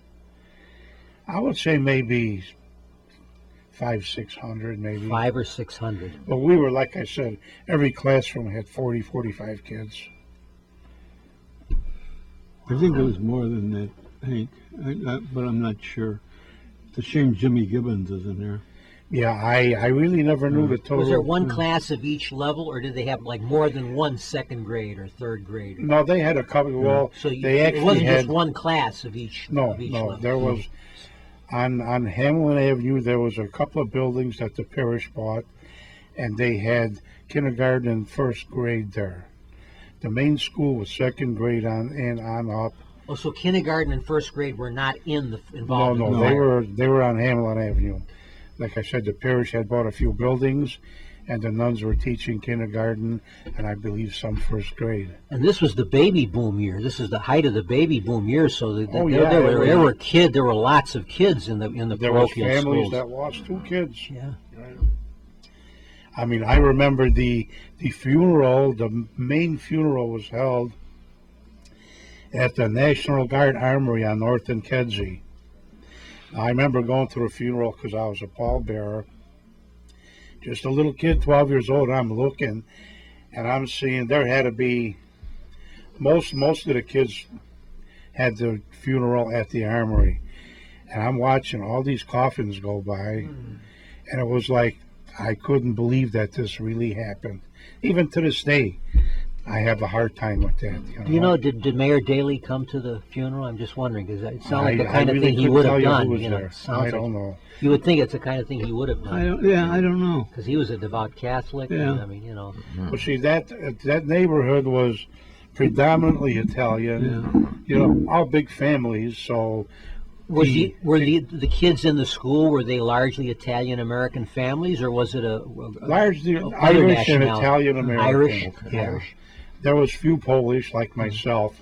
I could probably count them on 2 hands. So most of the kids would have been either Irish ancestry or Italian ancestry. Yeah, and there was a couple of Polish ones that got killed. Did you know of Pils? P-I-L-S? No. He died in the fire, and his father ended up as chief of the Fire Prevention Bureau. Oh, really? Yeah, I he was didn't one of know my that. bosses at one time. I didn't know. I know the whole neighborhood after the fire, the whole neighborhood changed. Oh yeah, oh yeah. The people stuck around there, but then slowly everybody started moving away. And like I said, we used to have the commemorative mass at Holy Family. Right. For a while, the organization had buses, and one of the schools where you could catch a bus was St. Francis Borgia. I remember getting on one bus, and these 2 ladies were on it. Well, they both had lost sons. I wish I could remember their names, but the one lady was telling me about how she went to the hospital every day for 2 weeks, and her son finally passed away. Now, this was years and years after this happened, and this woman was talking about them a couple of weeks like it was yesterday. Yeah. I felt so bad for her. I think that's the way a mother is going to. If a mother loses yeah. a child, it's. I can't imagine how any of them parents dealt with losing one kid, some of them 2, And it was like after the school fire, there was no massive congregation of psychiatrists and things. We stayed at home for a week. Oh yeah. Nowadays nothing they have like to that. have counseling. No, you didn't have that in those days. We stayed home for a week. Yeah. Then they contacted each student. I don't know how. But then we met in front of Our Lady of the Angel School. We were put on buses, and we went temporarily assigned to Our Lady Helper Christians on Chicago Avenue, just, I think it was right around Central. And I remember the first day going into that classroom, we walked in a school, and everybody's just looking at doors and windows. How to get out. How to get out in case something happened. And then after a couple of weeks, all the classes were split up. If you lived in such and such area, you went to Cameron grade school on Grand and Division. Catholic? Cameron? Yeah, the Catholic Church rented the whole 3rd floor of a lot of schools because they weren't full. Yeah. So where I lived, we all went to Cameron. That was a public school that public the church school. was renting space in. Yeah. We'd have the whole 3rd floor. Then some kids went to Hayes, which was, I think, off Augusta, past Pulaski. Rutherford B. Hayes School. Yeah. Some went there, some went to Orr. And I don't know if any went to Ryerson, because Ryerson was close by. But after that, we kind of were all broke up. We didn't see each other. So they didn't keep you. They didn't try to keep you together. No, if we lived on the couldn't, same block, we'd see each other. Yeah, yeah. Or if we went to by the school or to a church function, we went to mass every Sunday. We would meet each other's all there. So what school did you graduate from the following year? Well, I graduated from Our Lady of the Angels. So they But the school that I went to was Cameron. so they still consider you a student of Our Oh, Lady yeah, of the yeah. Angels. Yeah. The Archdiocese they kept just rented the third floor. Did they ever revive the school? I mean, did they rebuild the school? They or rebuilt revive the it? school. They did. There was talk, from what I heard, of they were going to try and fix it up and keep the old building. It was an old building. But there was a lot of talk about it, and I guess there was a lot of people being spooked about Yeah. ghosts. Yeah. Anyways, they decided to knock the school down. And then I think in 1961 was the first graduating class of the new school. So they quickly rebuilt. Yeah, it took them about a year, but it was completely fireproof. It was state of the art. It's still standing there. How long? I assume, is it still there? Is it still a school, or did they Still a close? school. It It's is- still a school. Is it I still believe Our Lady of it's- the Angels School, or? No. No, they don't call it that. No, it's, they have another one that it's that parish, and they have a priest there that runs it. The heck is his name? Roman or something like I that. So it's forgot still I a heard Catholic grammar school, but it's Yeah, attached but to a you different know parish. what? You got to realize what that neighborhood turned into, Right. and it's tough. And when I was asked to go there and take a plaque and move some stuff by Father Joe. I don't know I- the area.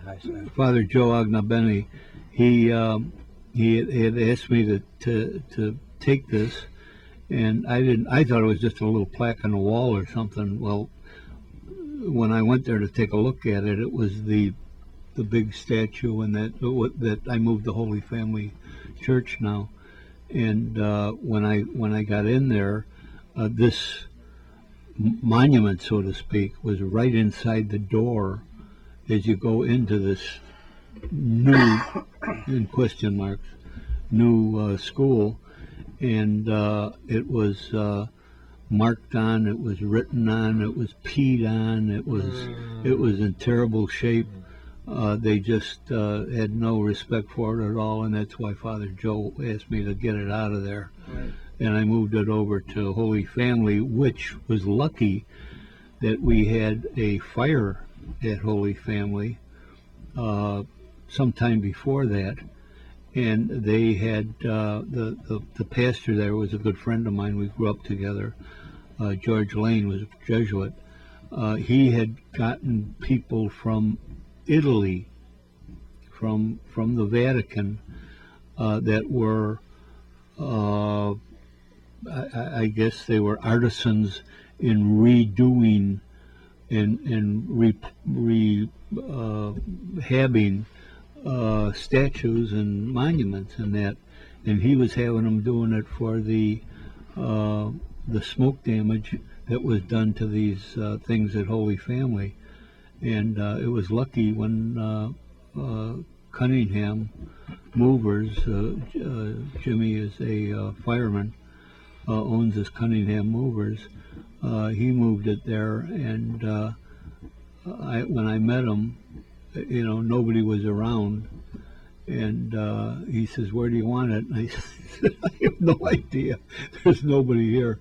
And so I looked around a little bit, and I says, "Here, put it over here." Well, it's still there to this day.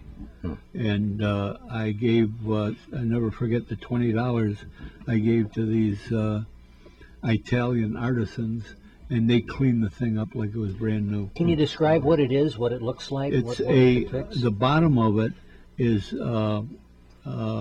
square, probably 2x2 square, black granite, I guess it is, and all the kids and the nuns' names are engraved in gold. and this was done by the diocese at that time, of course. And then the top of it is a statue of the Blessed Mother. Ah, And it's I thought it was going to be something small. When Cunningham got it, he says, "My God, Bill," he says, "this thing weighs like 600 pounds."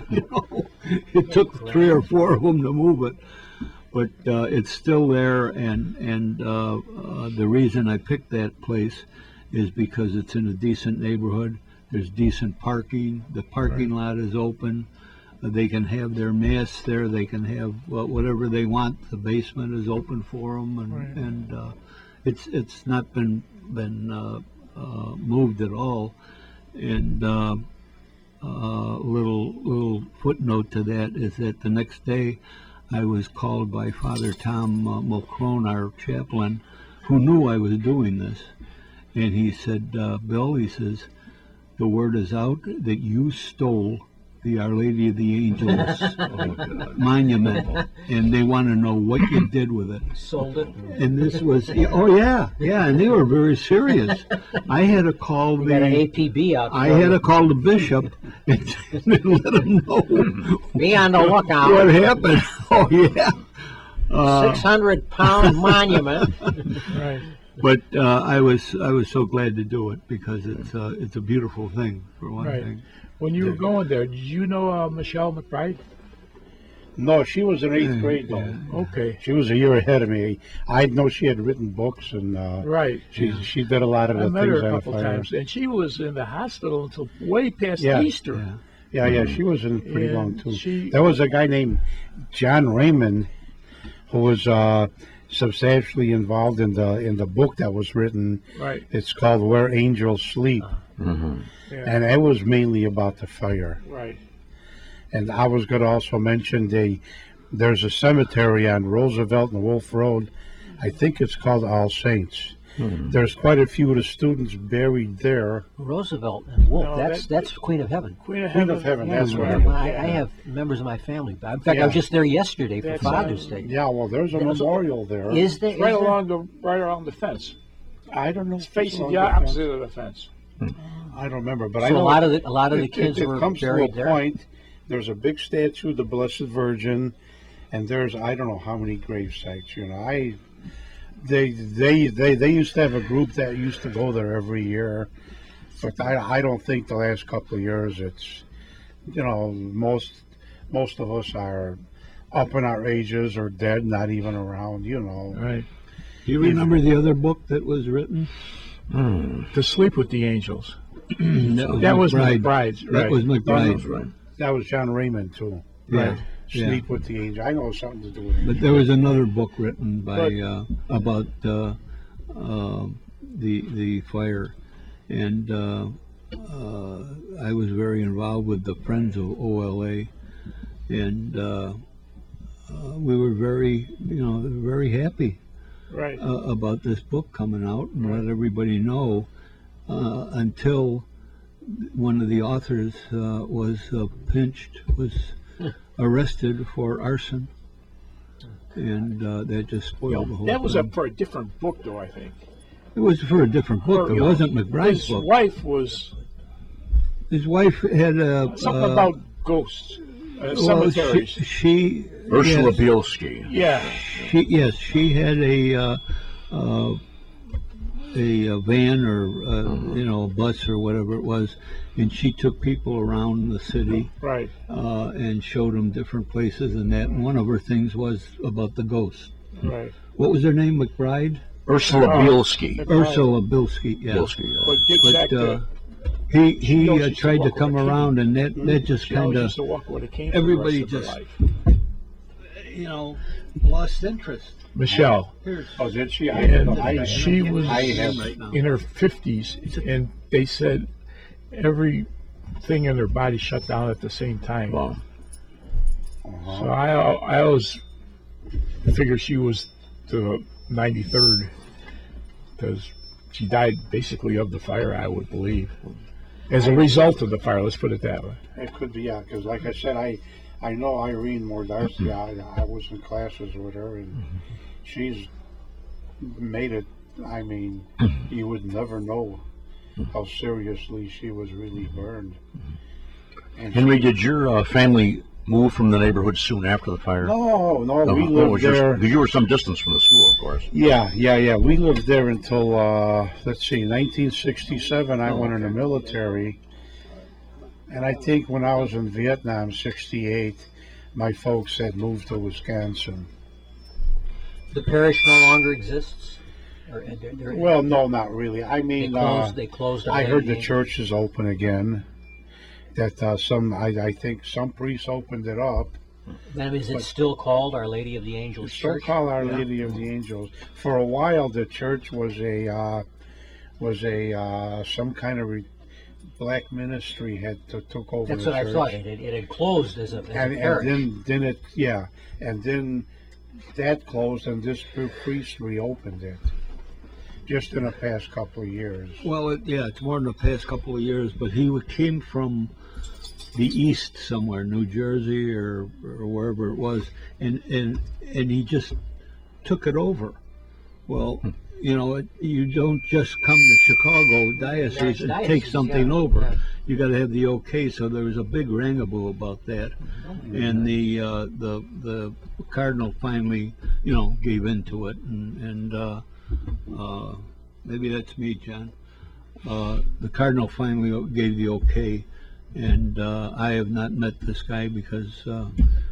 So it is a Catholic church under the name of Our Lady of the Angels today. I believe so. Yeah.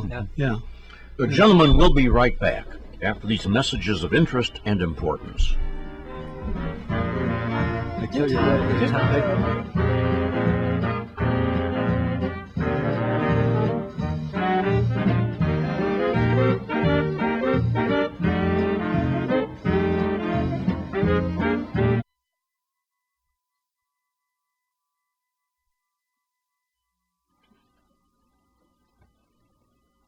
Hello, friends.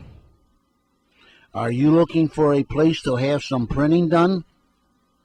Well, I have the right place for you to go, and that is the printing store in Oak Park, Illinois. Call or see Phil Berry at 621 Madison Street, or call 708-383-3638. Phil Berry will sit down with you and help you plan whatever you need printed. Now, his products are brochures, booklets, business cards, catalogs, envelopes, letterheads, flyers, invitations, newsletters, notepads, menus, mailers, manuals, labels, posters, postcards, price list, NCR forms, sale sheets, table tents, pocket folders, and presentation forms. And he also has 1 to 4 color offset printing, digital copying, high-speed copying, graphic designs, typesetting, laminating, foil stamping, die cutting, and imprinting. And his complete bindery service includes booklets, cutting, scoring, folding, numbering, padding, and drilling. So once again, for all your printing needs, call or see Phil Berry at the printing store at 621 Madison Street in Oak Park, Illinois, or call 708-383-3638. They are located at Madison Street and Clarence, just east of Oak Park Avenue.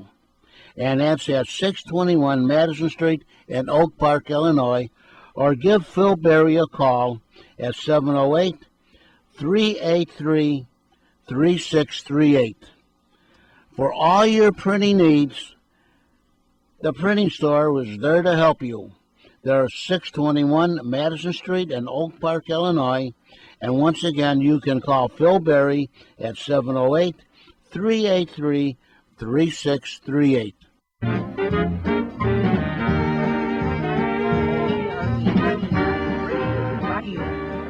Now back to our discussion. John? Well, ladies and gentlemen, we hope you're enjoying our program today. We're coming up now on our 4th hour of Meet the Chicago Historians. We've had a fascinating discussion of Our Lady of the Angels Fire. Bill, I know Bill has to depart. Bill Kugelman, our longest-serving member of our panel. Bill, you take care. We'll see you next month. Thank you. For July. Thank you. Good guys. All the best, Bill. Good Take care. guys. Good program. Take care and see you July 15th, That's right. the day before John's birthday. That's right. That's right. July the 15th will be our next show. Oh my gosh. And that's the day before the birthday of our impresario, our producer, the John DeVita, the namesake of the John DeVita Broadcast Center. Will he get his cake and Edith too? He have his cake and eat it too. Yeah. Happy 4th of July. Happy 4th of July. Right. Okay, I just want to mention before we continue that our guest who's been with us regaling us with stories about the tragic Our Lady of the Angels Fire is a Vietnam veteran. So we'd like to salute him. He is, Here, here. and his cap says Vietnam vet and proud of it. And so we'd like to thank you and recognize you for your service to our country during the Vietnam War, in addition to your experience with the Our Lady of the Angels Fire. Yeah, it seemed like those years the 8s were bad luck. 58 was the fire. 68 I was in Vietnam. But then 69 I got married. I don't know. So. Is that good or bad? I don't know. I just, If your wife is listening, you might want to. oh, it was great. Oh, he was great. So, anything more? Is there any? I mean, I know we asked a lot of questions. Is there anything more No, you'd that's like to pretty say? much it. Like I said, once I went to the new school for a little while because I went to a public high school. Well, when you left a Catholic grammar school, went to a public high school, they had on Sundays, like Sunday school, your parents made you go to OLA and take up catechism. Oh, sure.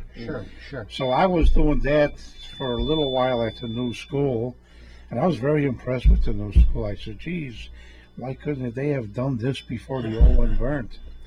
But then I got to be 15 years old, and I go, I don't want to go to this catechism, you know. And so I just quit going in What was the name of the public school that you went to?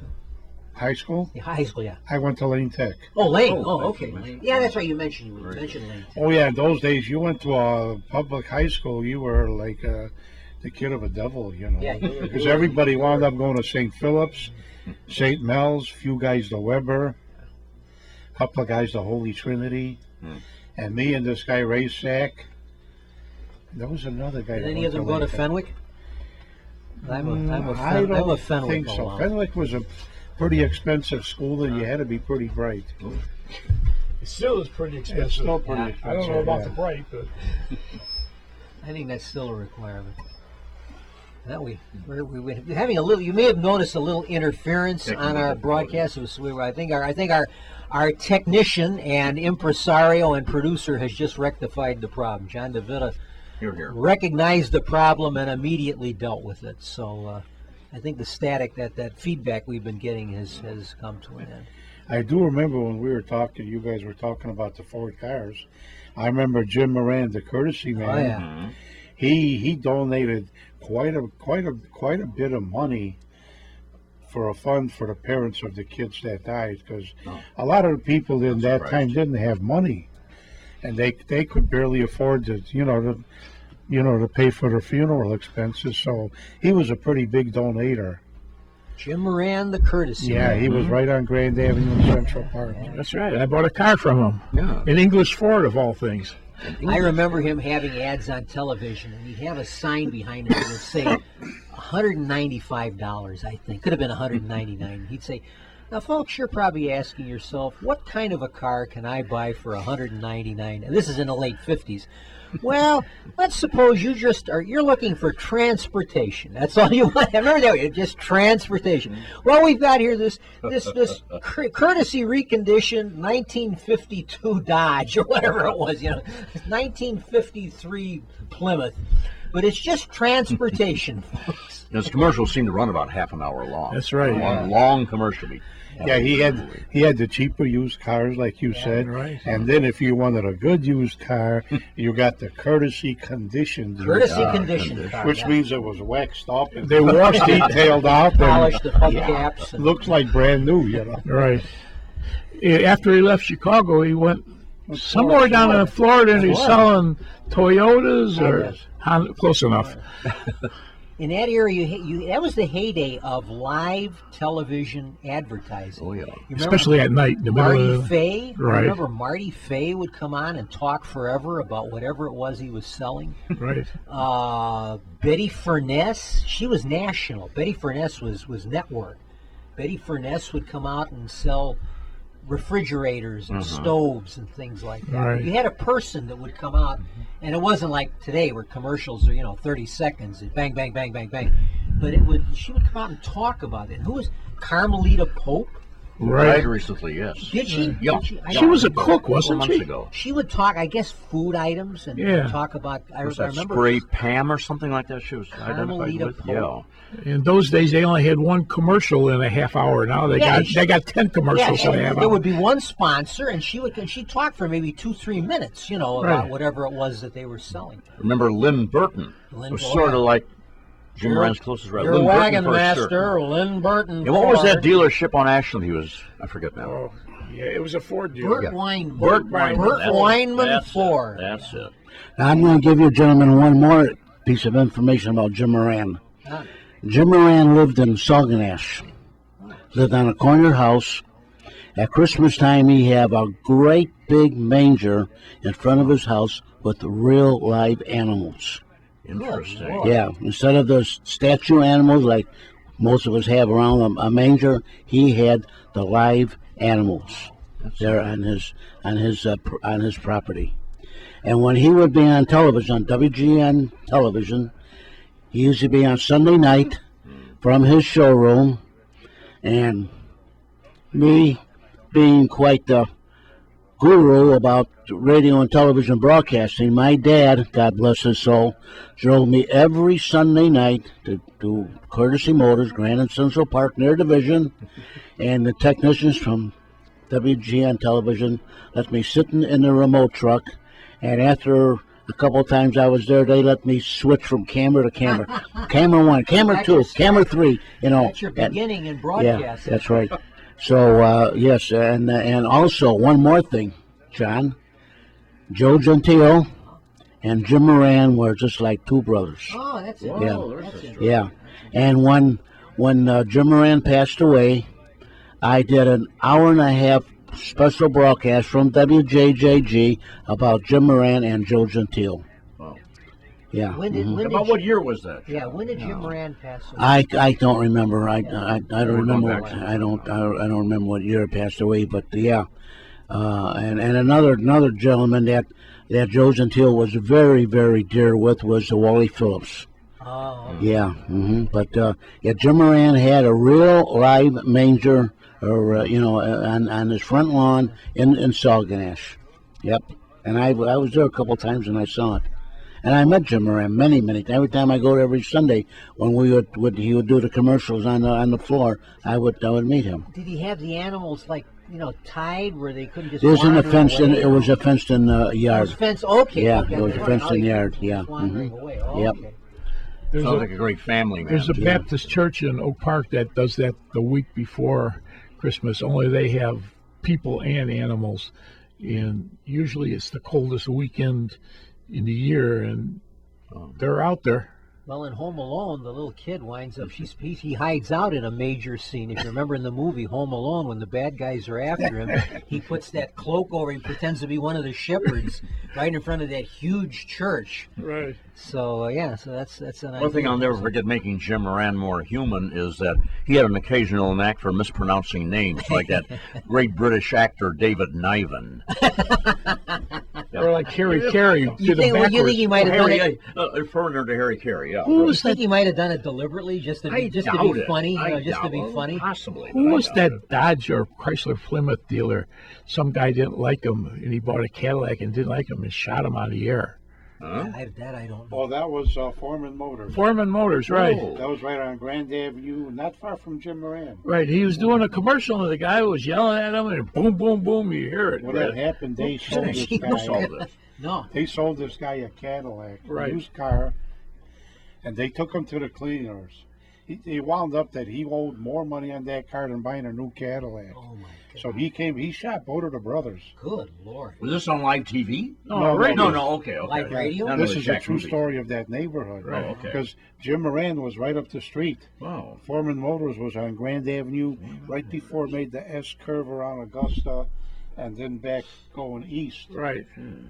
Yeah, that was But you're whoa. saying this happened on I radio? thought it didn't happen wasn't that on live radio? I don't know. I know what happened. It was there. on a Saturday, I know. Yeah, geez, if it was on live radio, I don't know. But we all heard about it in the neighborhood. Funny that we didn't hear more. You know, this wasn't given more publicity. This Wow. guy came back, Incredible. pop, killed both of them. They were killed. Oh yeah. Wow. After that, salesmen were eerie about Yeah. overcharging you Take for the a advantage car. of the. I remember Nicky Chevrolet with, the with backwards with the K. backward K, on the Irving, backward yeah, K. Irving Yeah. Park Road. And, Yeah. Nicky and they Chevrolet. sold a lot of racing parts. Well, Grand Spalding Dodge was also there. Right. Mr. Norm, Yeah. he was right on Grand and Spalding. Right. I lived a half a block from him. He would take little cars and put Hemis in them. Well, did they come out with the Chargers? Right. But That guy was. the dealers are the factory wouldn't do it, but he would take a little Dodge or something and put a Hemi in it. And That was actually the son's.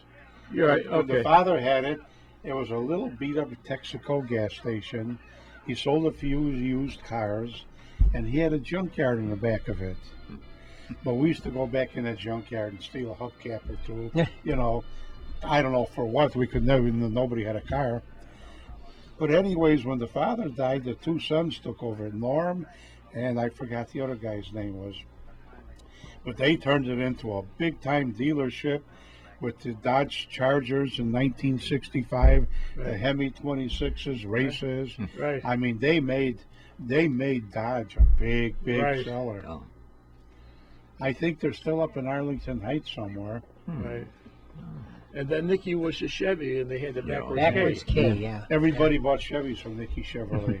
another big dealership was Z. Frank's. Oh yeah, Z. Western Frank. Avenue. Z. Western He's selling Western, Western- Chevys, I think. I'm Oh, Chevy was what, Z Frank for your 64? Chevrolet. Yeah, that was That's the right. tagline. Western Avenue and Z Peterson. Frank for your Chevrolet. 6001 West, 6001 North Western Yes. Avenue.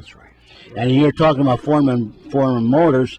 I remember when they the brothers got killed, and they had was that on Grand Avenue where they had the Chicago store, and they also had a place up in Evanston, 535 Chicago Avenue in Evanston, and my dad was their service manager. Right. Yeah, Grand Avenue was just a few blocks west of Western Avenue. yeah. Not far from where I live in Cicero, across the line in Chicago, there was, when I was a kid, there was a big, well-known Cadillac dealership called Emil Denmark. Right. Emil and he had Oh, I missed that. two radio, and he had a broadcasting station, and there were these two antenna on top of his showroom. And I mean, this sticks in my mind because they had the lights on it, you know, to warn off aircraft. And I remember when we would drive that way, you would see these blinking red lights on these antenna above the radio station. He had his own radio station, which I think the call letters were something. Right back of the clock. WEDC. Okay, so from Denmark, I assume the D is for Denmark. Yeah. Right.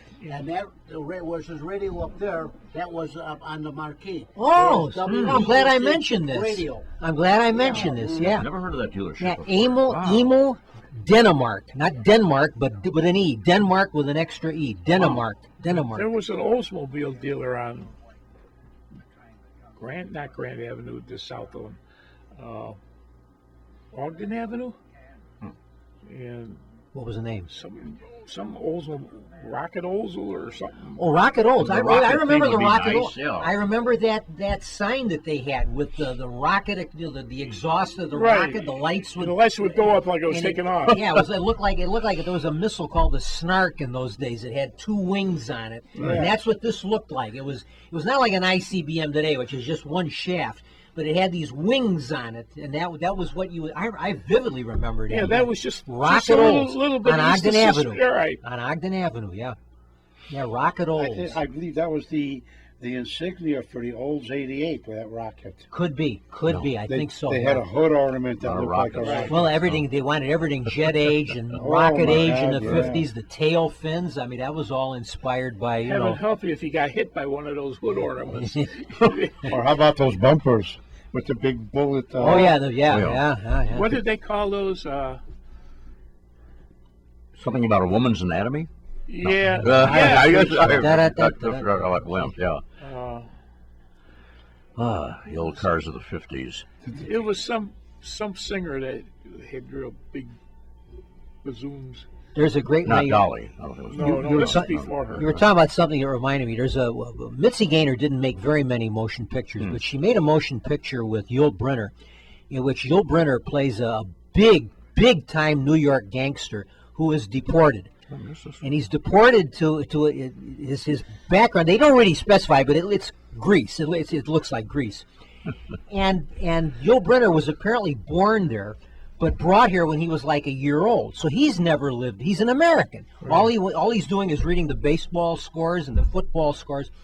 And Mitzi Gaynor's his girlfriend, and the government dumps him off in Greece. He doesn't speak Greek. He doesn't know anything about this country, but it's nominally his homeland. Right. So he's constantly grousing and complaining about it. So she wants to improve his mind, so she takes him to this area where they have all these statues, all these classical Greek statues. And they come up, there's a statue of a guy throwing a discus. He's got the discus under his arm. And Yul Brynner looks at it and says, "What kind of a country is this? They put up a statue of a guy stealing a hubcap." Who's the woman that used to sing "God Bless America"? Kate Smith. Kate Smith. That's Kate what. Smith, That's yeah. the one. Oh, really? Yeah, they had. She was rather buxom. Right. Oh, that's okay. that's where the hood, Okay.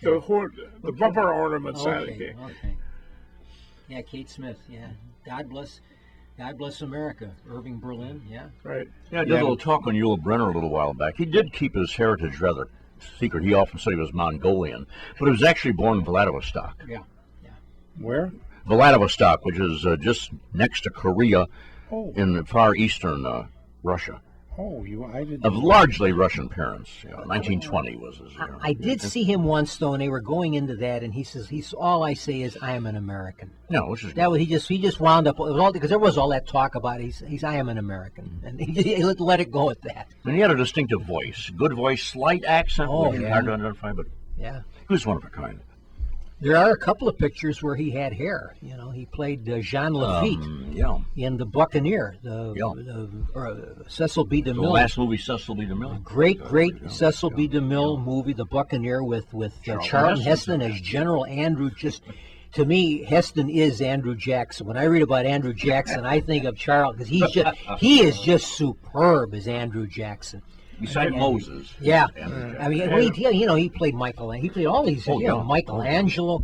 But this is one of his early pictures. And it's the Battle of New Orleans, and Yul Brynner is Jean Lafitte, and he's got hair. You know, he's not the bald. So you don't really immediately recognize him, except that the voice tells you who it is.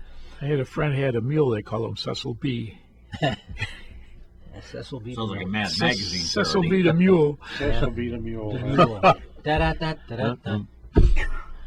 Oh God. Well, we talked. Now that was an actual. This guy actually did have a mule by that name. Okay. We just watched the Ten Commandments. Of course, they broadcast that every Easter, and that was tremendous. You know, Cecil B. DeMille does an intro to it. He comes out from behind a curtain, and this is in the movie. Comes with the narrator. Yeah, he comes and it narrates it, and he tells you a little bit at the beginning about what you're going to see, and it even in the credits, it's got his name. You know, this movie produced and directed by Cecil. It's like telling the story. This movie produced and directed by Cecil B. DeMille will take you on a voyage to the Holy Land, and yeah. And that parting of the Red Sea scene is quite good for yes. pre-computer days. For 1956, Yeah, you realize yeah. what they did. Yeah, in grammar school, if you went to see that movie, you got a gold star by your religion on the I can report imagine. card. Interesting. If you went to see that movie, oh boy, the Pope loved you. You were going straight to heaven. Well, All they had sorts of another great one things that would send you happen. straight to hell. What was that? Something about the moon is blue or something like that? Oh, that was That was a uh, Catholic church. Now we're talking you about- never went to that one. not Eric von Stroheim. That's that the other German. I can't think. He reminds you of Eric von Stroheim. He's in fact he played the Eric von Stroheim part in Stalag 17. He's the camp commandant. Otto Preminger. Preminger, Otto yeah. Preminger. Yeah, that was that one year. The moon is blue or what? That's Something like that. that's. But the Catholic Church didn't like that for some reason. Apparently, I've never seen the film. They claimed that today it wouldn't be nothing that big, but at that time was considered a very risque film. Right when it came The out. Catholic Archdiocese used to own a TV station. You know that? It Oh. was Channel 11, WTTW. Your window to the world. I think Bishop Sheen had his own show on that. I remember Bishop Now that Sheen. because he knocked Milton Berle off the Yeah. ratings for a Yeah, while. and He that was very good. that was a pretty big show, you know. Yeah. The I didn't think it was Catholic on a Catholic Archdiocese owned the network. channel, and I don't know when they sold it. I never liked watching it because I see priests. But he all was the a time. great speaker, I remember. Oh yeah, he had his very own good. show. He was really. I can remember with that blackboard, he would always write Yeah. JMJ, which means Jesus, Mary, and Joseph. He'd write that at the top of the blackboard, and then he would imagine somebody using a blackboard on television. I mean, that sounds incredible today, but he would come out and he would be telling things and writing on his blackboard there on the I just TV. Well, Moody Bible Institute had one too, WMBI. That was Moody on, Bible Institute? Yeah, it was on Chicago, and That's that one. I don't know. East there by closer downtown. It was at Moody Bible. what Near Clark Bible Street, near the Chicago Moody Historical Institute, Society. or there was Yeah. a street named after Moody it. That Bible. ended right in Yeah, it. I forgot. The story is that Milton Berle met Bishop Sheen at a dinner or banquet Well, or that would have something. been exciting. And he's supposed to have said, you really knocked my ratings for a loop. And Bishop Sheen says, well, don't forget, I've got better writers than you do. I think I've heard that. Yeah, better writers. Yeah. He was something. Yeah, Bishop Sheen was a national figure. I mean, he was celebrated. But I don't think he stayed on TV that long, though. It No, wasn't very long. in the because mid to they late didn't own that 50s. channel, that station that long. That's interesting. I don't know story. when it went off the air. But he was on network too. He was on network TV. Because that's all you could get in those He days, was on. really. He, Yeah. Burl was on They NBC, could so he must have have been your on family- 7 ABC, I would imagine. Have your family donate to WTTW, which was Window to the World, Right. and it was owned and run by the Archdiocese. I Yeah. remember their programming was kind of bare, and for a while at the museum they had people walking by a camera down the hallway, and that's what they showed on WTTW in the afternoon. Well, when that, they was have, that was a staple in early television.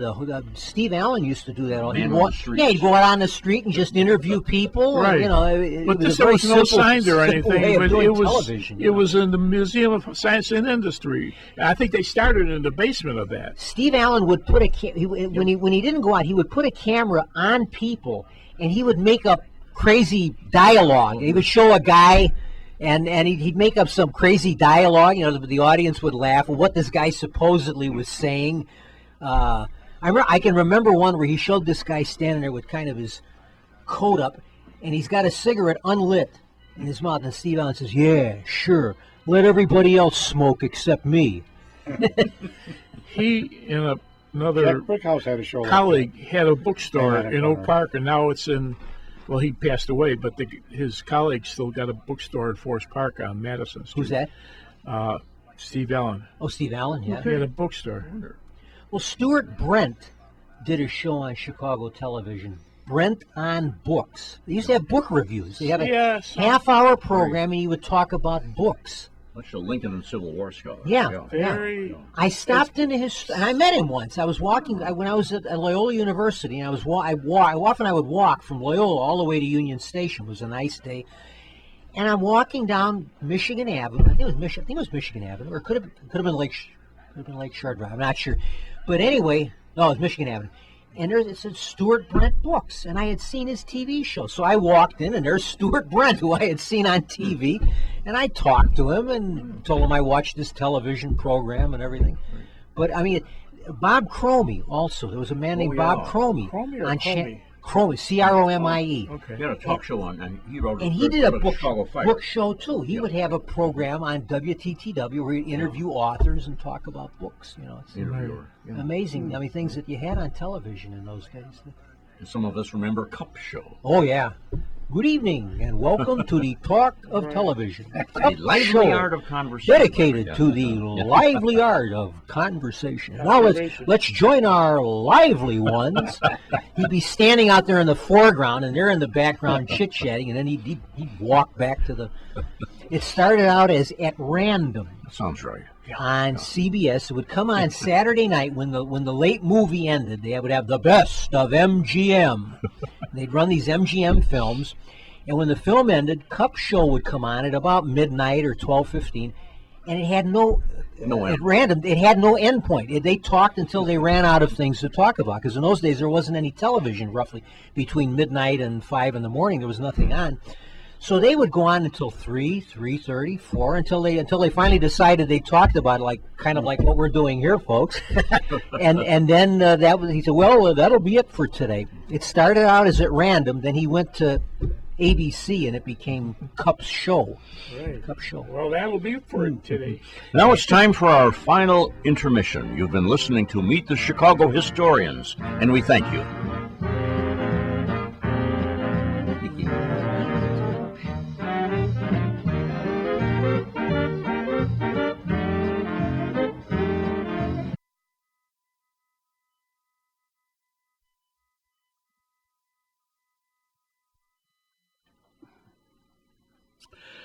Hello, friends. Do you need new tires for your vehicle? How are the brakes? Are they in good condition? How's your front wheel alignment? Do you need your tires rotated? How are the shocks and struts? Do you need an oil and grease change? How about a tune-up? When was the last time you had your engine tuned up? How about the wiper blades? Are they nice, sharp blades to clean off the rain and snow? How are the headlights, tail lights, stop lights, turn directional signals? Are all the bulbs working? How's your cooling system and the exhaust system? How about your battery? Does that need to be upgraded? How about the belts and hoses, fuel injectors, timing belt and chain, and the air conditioning? Is that all working properly? Well, if you need any maintenance work done on your vehicle, go to Grand Tire and Auto Service, which is located at 7034 West Grand Avenue in Chicago. They are on Grand Avenue on the north side of the street, about 2 blocks east of Harlem Avenue. You can't miss the building. There's a big Goodyear sign right on top of the building. Or you can call area code 773-622-4361. Don, Chris, or Ken will be more than happy to assist you and to help you with any questions you might have about the maintenance on your vehicle. Their hours are Monday through Friday, 7:30 to 7 o'clock in the evening. Saturday from 7:30 in the morning until 4 o'clock in the afternoon. And even on Sunday from 9:30 in the morning until 3 o'clock in the afternoon. So once again, for any maintenance work you might need on your vehicle, go to Grand Tire and Auto Supply. Once again, their address is at 7034 West Grand Avenue in Chicago, about 2 blocks east of Harlem Avenue on the north side of the street. And their phone number is area code 773-622-4361. They have great service. Their mechanics are all certified mechanics, and they do quality work. Now, I've been going to Grand Tire with my vehicle since 1985, right up until this present day. So once again, Grand Tire and Auto Service at 7034 West Grand Avenue in Chicago. Their phone number is 773-622-4361. Don, Chris, and Ken will be more than happy to help you and to advise you on any maintenance work you might need on your vehicle. So once again, Grand Tire and Auto Service at 7034 Grand Avenue in Chicago, about 2 blocks east of Harlem Avenue on the north side of the street. You can't miss the building because there's a big Goodyear sign on the top of the building. Now back to our show. John? Thank you very much, Rich Lang. Let's go around the horn one more time and give everybody a chance to acknowledge themselves. I'll start with our outstanding announcer. Yeah, I'm your announcer, Rich Lang. A little background in teaching modern American and European history, and I love, and I do with a group, we recreate scripts from old-time radio. Okay. Now, cut Don? that out. I'm Don Well. Peter, and I enjoy being here immensely. Sometimes I know what I'm talking about. Most of the time I don't, but you guys got to figure that one out. My name's Henry Karkoska. I'm just a guest today with a brief history on the Our Lady of the Angels school fire back in 1958. It was a pleasure being here, and good night to all. Oh, we were glad to have you. It was fascinating. I learned many things about the Our Lady of the Angels fire. So we appreciate your being here with us for our June edition. Again, I want to have a salute to Jack Ryan, our great announcer, and we hope he's doing well and will be coming back to join us. And of course, I have to always acknowledge our impresario, John DeVita, the master of the John DeVita Broadcast Center, this deeply underground command post that we have with all the checkpoints and security features. But it's good being with you. I want to take just a couple of minutes.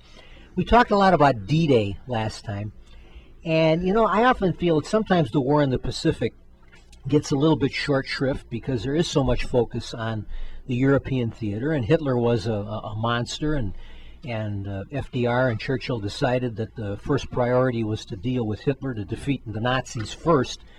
But my dad served in the Pacific, and so I have a fondness for the war in the Pacific, and we got an important anniversary, another 75th anniversary that won't get as much attention as D-Day, but it was an important battle this week on the 19th and 20th of June 1944, 75 years ago. So we're talking about this week. A battle was fought in the Pacific. The United States was invading Saipan, an island in the Marianas, and the Marianas Islands includes the island of Guam, which was American territory, and the Japanese had conquered it in the aftermath of Pearl Harbor. We wanted to retake the Marianas, in part because Guam was U.S. territory, but also because the Marianas were close enough to Japan that they would provide airstrips for the gigantic B-29 bomber, which was coming into service in 1944. And the islands in the Marianas would give us the range for those B-29s to bomb Tokyo and to take the war to Japan. The Doolittle raid had hit Tokyo in 1942, but that was a one-shot affair, and we had not been able to strike Japan since, but the B-29 had that range.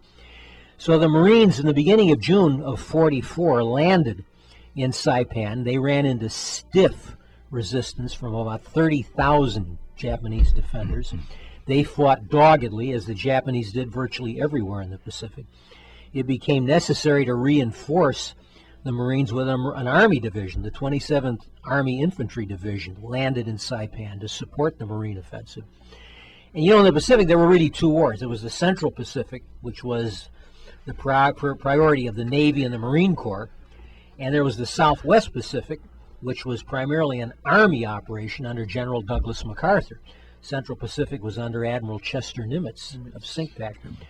Well, when the United States invaded Saipan, the Japanese decided that they had to hold the Marianas Islands, so they sent a huge naval force in the middle of June to try to drive the American invasion force away. Carriers, battleships, cruisers, a huge force.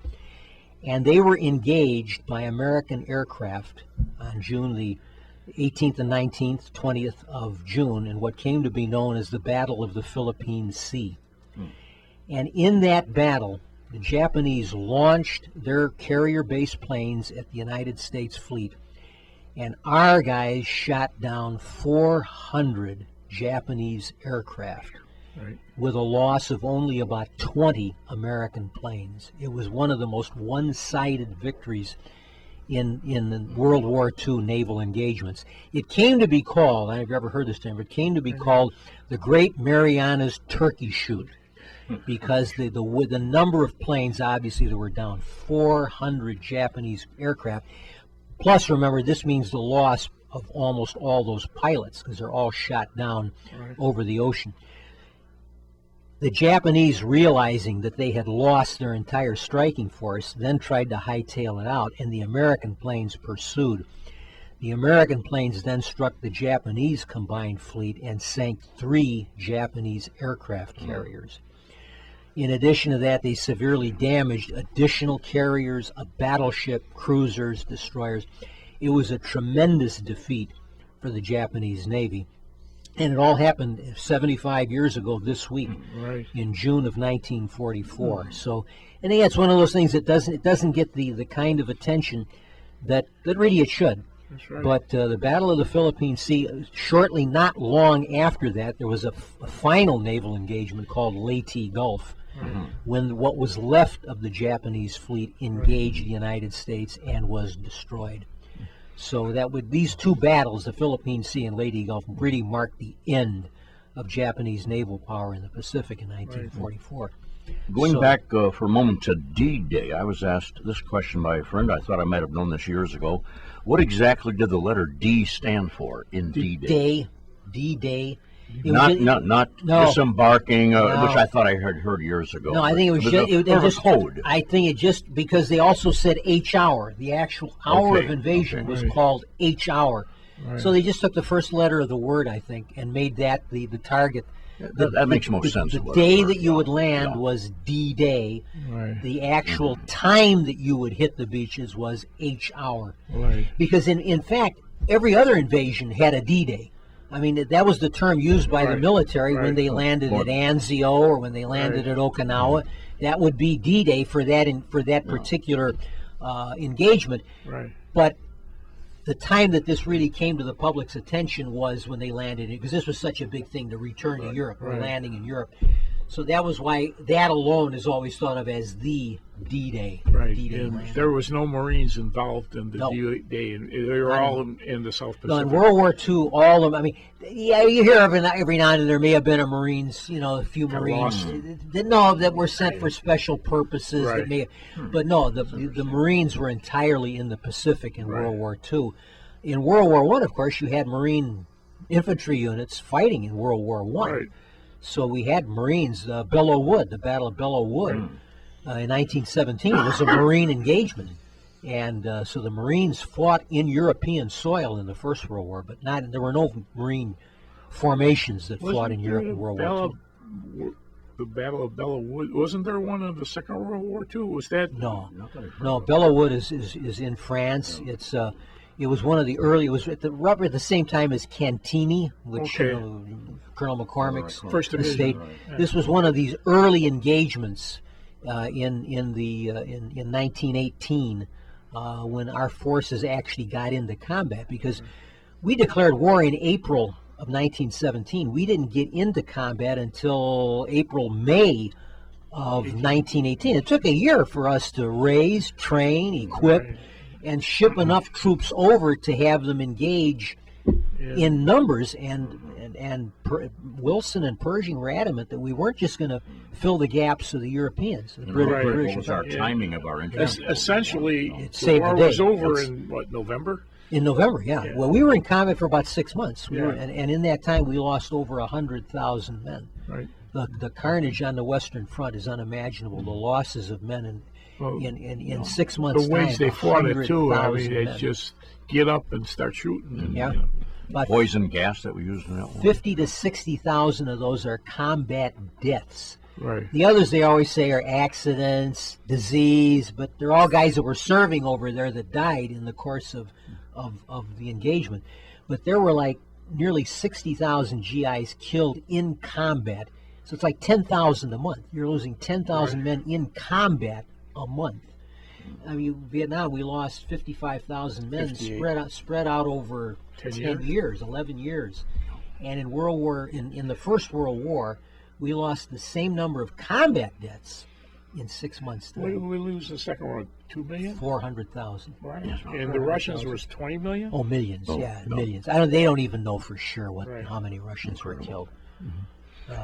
Some through the forces of the Germans, and then a lot of them just through the stupidity of Stalin and the command, because they squandered human life Right. with abandon. They had no concern about the human lives of their soldiers. They just take the objective, no matter how many men it takes to, Along those lines, John, looking ahead to the last years of World War II in the Pacific, was there a pretty exact time when the Japanese started to use the kamikaze attacks? Oh yeah, Early that was 45. That was late in the war. That was in Very early late 40. late 44 and 45. Okay. It's as we get closer and closer Sure. to the home islands, Right. and as they cease to have anything else to use against us. By Right. that point, beginning at the Battle of Midway, and then when you talk about like the Philippine Sea and Leyte Gulf, their navy had been destroyed. Okay. Their navy had That's been right. destroyed. Their air force had been swept from the skies. They had no strategic air force anymore. Their planes had all been shot down. They lost their merchant fleet. They had lost most of their key positions. They had nothing else to use against us. So the only alternative for them was these suicide planes.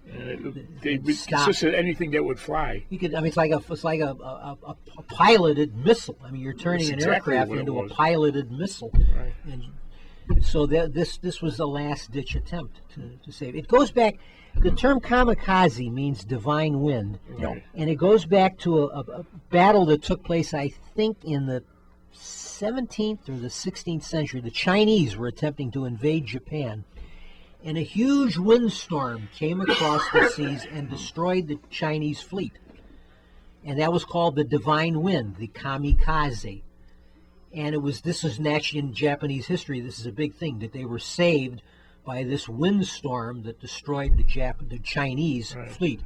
So this was their evocation of that they were going to do the same thing. Try to These repeat planes history, were yeah. going to repeat history. We were going to stop the American fleet with these kamikazes. Well, not realizing that so many of them were going to be shot down. I mean, Right. in those days, battleships and cruisers were just bristling with anti-aircraft guns. I mean, they Right. were just clustered with anti-aircraft guns. Quite a number of them got through, though. Oh yeah, and they caused losses. I mean, it's tragic losses, but nothing that was. They weren't Right. going to stop the Right. I think the onward ones march. that got most of them were the Liberty ships, because they didn't have very much armament on them Well, to yeah, begin with. yeah. Obviously, your cargo ships and everything are not heavily armed. But I mean, the battle wagons, they Right. all had just battery Right. after battery of anti-aircraft Right. guns. You see these, you can see them coming in where that flak you see in the newsreels where the Yeah. sky is just filled with those. You can see puffs of- tracers going out every yeah. 20 or 50 rounds. Yeah. It's amazing. It's just And amazing. you wonder, too, if within the Japanese high command, as there was some comparable movement in the German high command, Right. You that know, the Japanese, some knew the war was lost. Let's try to make terms now. Not Right. talk surrender, but just negotiate. but it, But they wouldn't have got very far. it wasn't really And an what's the role of the emperor in all unconditional this? surrender either. They let who was The emperor. the emperor keep his position. It was unconditional Called it surrender unconditional. with the understanding that the emperor would be allowed to remain right. as emperor. So in that sense, it wasn't unconditional. And did MacArthur be a leading voice in advocating keeping the emperor to keep the Japanese together? I I wonder. don't I know. think wonder. I don't know if, but there was an understanding that the Japanese would have probably fought to the last ditch, literally, to defend the We emperor. invaded. Right. And would it, even after the atomic bomb, if they had thought because they were afraid the emperor was going to be executed. I mean, that was what they were told, that the Americans, if they conquer us, the emperor will be taken and will be executed. And they wanted some promise that was not going to happen. Right. Although they did say but the emperor will be subordinate to the American commanding, which was MacArthur, that he will be subordinate. So Right. on those grounds, they were willing to accept it. I suppose you can argue it's not unconditional, but it's as close as unconditional as they felt it was Right. because nothing else was guaranteed. Now that would even come close. I mean, unconditional surrender. They don't even want to fight to begin with. They always say that, you know, the argument's been made in the European war that if we hadn't argued for unconditional surrender, the Germans might have gotten rid of Hitler sooner. There might have been more of a willingness on more of the army officers. But this was used by Goebbels. Right. This was used by Goebbels to say unconditional surrender means you're going to be slaves. They were told you're going to be slaves. The Americans are going to harness you to carts, and they're going to take everything away from you, because no one knew what unconditional surrender meant. They didn't, and so Goebbels filled in the blanks and said, they're going to take everything from you. They're going to rape and loot and pillage. Was it on VE Day that he killed his wife and all his kids? Well, no. That was shortly before VE Day. Okay. It was Hitler committed suicide on, I think, May the 1st. Right. Like the night between April 30th and May 1st, Hitler, Eva Braun and Adolf Hitler committed suicide. They incinerated the remains of Hitler and Eva Braun. They had saved gasoline for that. I mean, they had saved several cans of gasoline for the purpose of burning the Fuhrer's body. And then Goebbels and his wife Magda murdered I think they had 5 children. Right. 4 or 5 children. Murdered them all and then committed suicide. Right. Because they didn't want to live in a world. It's one thing not to want to live in a world without your beloved Fuhrer, but to kill your children, to decide for them that they don't want to live in a world without the Fuhrer. And of course, Hitler also put to death his dog. Right. He killed his dog, Blondie. Blondie. I missed the dog.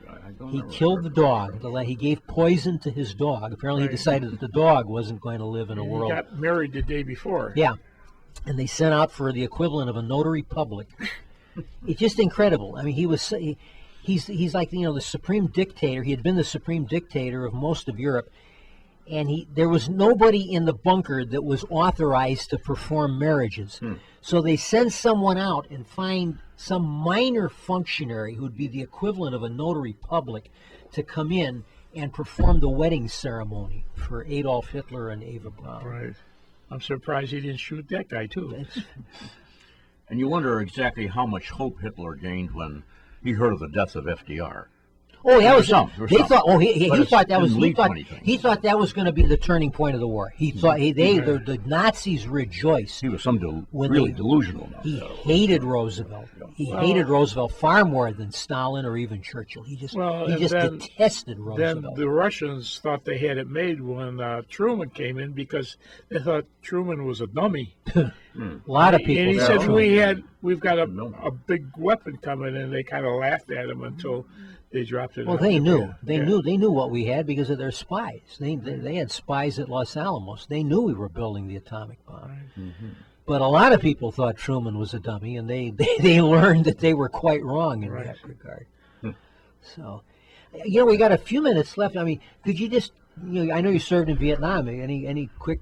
Where did you serve? When did you serve? And Well, I was the United States Navy Seabee, ah, which are construction battalions of the Navy. Most of the time, we're always around Marine Corps.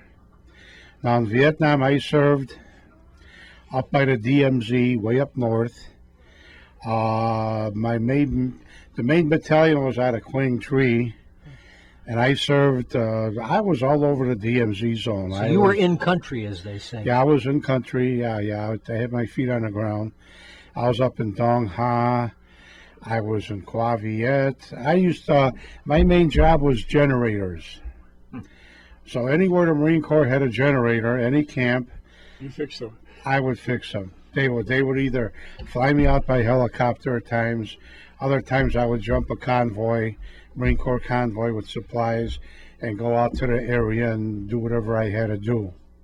Were you by yourself, or were you in No, there was always another guy with me. Yeah. Sometimes the guy that was some of these generators were pretty big, so there was a guy that was a little more savvy on electronics, because it's not only the big diesel engine, but it's the Generator. output of the power that it comes out, Right. and the electricians would take care of that. But sometimes it would just be me and another mechanic, you know. The smaller generators were nothing, you know.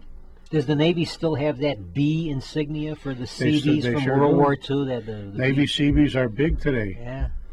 They're probably Yeah, but they're actually a wartime unit. Is yeah, what that's what I they was are. going to think. They were like an elite. Construction Yeah. battalion. They weren't really construction. They were. Oh yeah, we were. No, I mean now, they're more of tactical units now. Well, actually, being a Seabee is like we always kid about it. We're half Marine and half construction guy. We used to always tease the Marines and ask them, "What's the difference between a Marine and a Seabee?" Well, the answer is a Seabee has a trade. Marines never liked that, but we were always around the Marine Corps. Even to this day, I hang around with a bunch of guys that were Marines in Vietnam about the same time I was, and generally about the same areas. In the movies, John Wayne was the leader of the Seabees. Yeah, he was the Seabee, fighting yeah. Seabees. And also on TV, Leave It to Beaver's father, Ward, had been a Seabee. They make references to that in Leave It to Beaver. That he Well, had, I never knew yeah, that. Ward Cleaver in the show had been a Seabee in World War II. Oh, I Did you know. ever run into Yeah. PA&E? I remember before I went to Vietnam, they showed us a movie, The Fighting Seabee. And then we were watching it because it started out with it was a civilian corps. And then I don't know who the admiral was, decided these civilians were not allowed to be armed. So they started Yeah. the Seabees for that reason. Yeah. So if the Japanese do fire on us, we can fire back. That was the whole Yeah.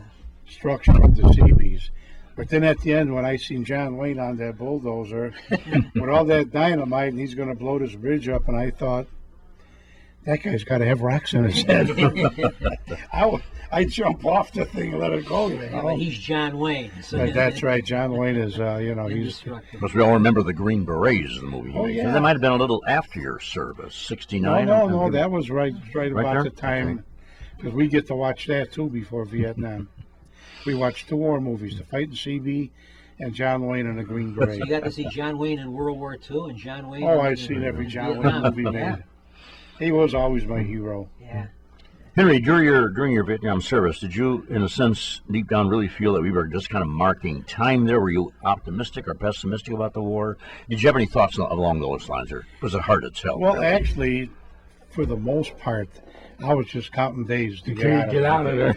You know, going there in that era, everybody, most of the guys in my neighborhood, they got drafted. Some enlisted. They wanted to go to Vietnam, and we always thought we were going to fight the commies there. And upon arrival there, I didn't see no commies. I didn't find no commies. And then I finally learned, hey, I'm getting out of here in 13 months, so it's just a day-to-day thing. Keep your head down. Well, Yeah, 13 months you is a know. long stretch, though. Gee, amazing. Yeah, it was, because most CB battalions at that time, see, I wasn't with a battalion. Most CB battalions went to Vietnam, served 6 months in the area, built whatever they had to build for the Marine Corps. They'd pull out, come back to the States. My unit was in Vietnam permanently, so we would maintain anything that was blown up after they left. So if the Marines were there, and we used to get a lot of rocket attacks, mortar attacks, so anything damaged, burned, blown up, bridges destroyed, it was our job to go there and fix them. Keep their power going, CP bunker powers, the generators, build whatever had to be built. Did you ever come under enemy fire? Oh yeah, we used to get a lot of rocket very attacks. close. Yeah. Yeah, we used to get a lot of rocket attacks. We had a few times, not too many, where we went on red alert, which means that there's enemy out there. They're going to try and overrun our camp. But that we got in see where our camp was. I'll give you a little quick description. Here was a bunch of barbed wire, concertina wire. Right behind there were the machine gun bunkers and nests. Right behind that was a long trench, and behind that trench we lived there. So on a red alert, we had to go into the trenches in case the Vietnamese overran, took over the bunkers, then they would have to take us on next. But there was really not much action like that for us. But it was a lot of rocket attacks, mortar attacks. We used to get artillery from North Vietnam because we were very close to the DMZ is just a strip that we didn't go in, they didn't go in, but they were here and we were here, and they could shoot. Their artillery reached our base, our camp. That's why most of the camps, in fact, the entire 3rd Marine Division moved 5 miles south to Quang Tri because their artillery could not reach Quang Tri. Oh, okay. But it could reach Dong Ha, Can Tien, Khe Sanh, where they had the big siege in '68. You know, those were all pretty much hot spots. Qua Viet. Did you stick with mostly mechanical stuff, or did they have you building bridges and stuff? No. Sometimes I would ride shotgun on a convoy or on a machine. Right. You know, in case somebody starts shooting, I'm supposed to shoot back. I'd ride convoys once in a while. But most of the time it was I'd go out and Fix mechanical stuff. fix the mechanical stuff, yeah. That was my #1 job. Okay. But all these months of stress, though, really has to get to you. Oh, it was, you know, our Especially day a was companionship 12 to- to 16 hours a day. No.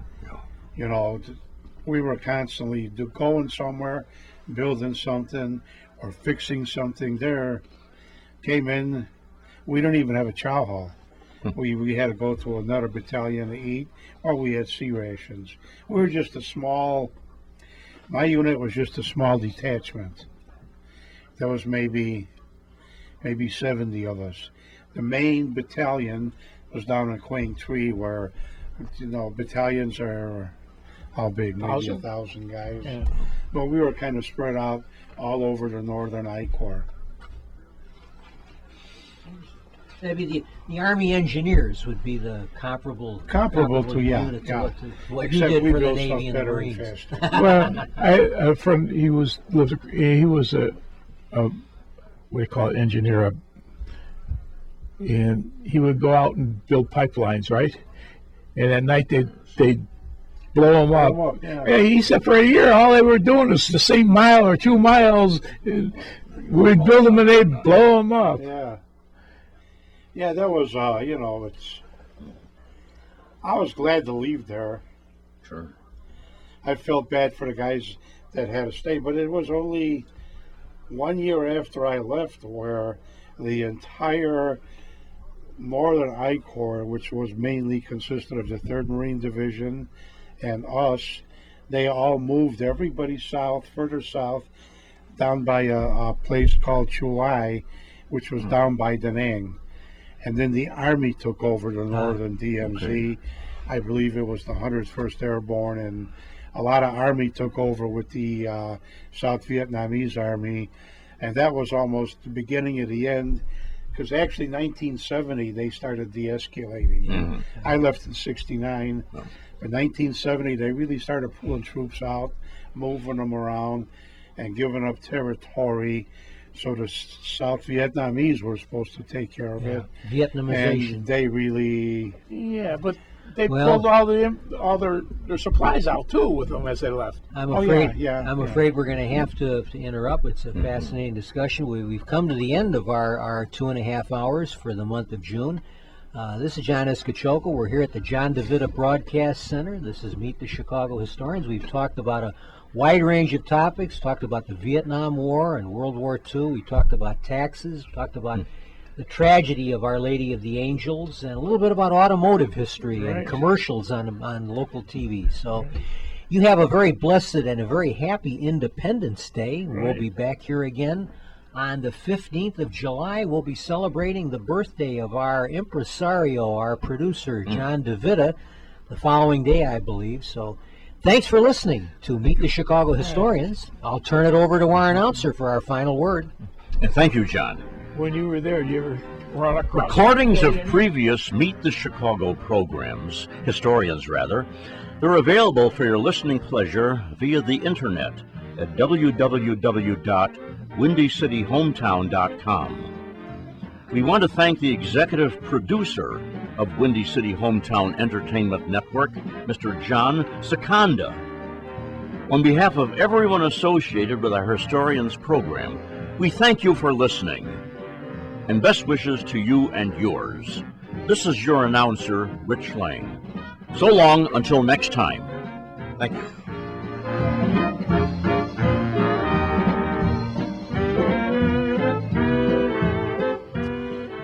You have been listening to Meet the Chicago Historians from the John DeVito Broadcast Center on the Windy City Hometown Entertainment Network on Monday, June the 17th, the year 2019. This program was produced and directed by John DeVito, and again, our special thanks to the executive producer, Mr. John Secondo. This program was pre-recorded on Monday, June 17th, the year 2019. Until next time, friends, please be safe and thanks for listening.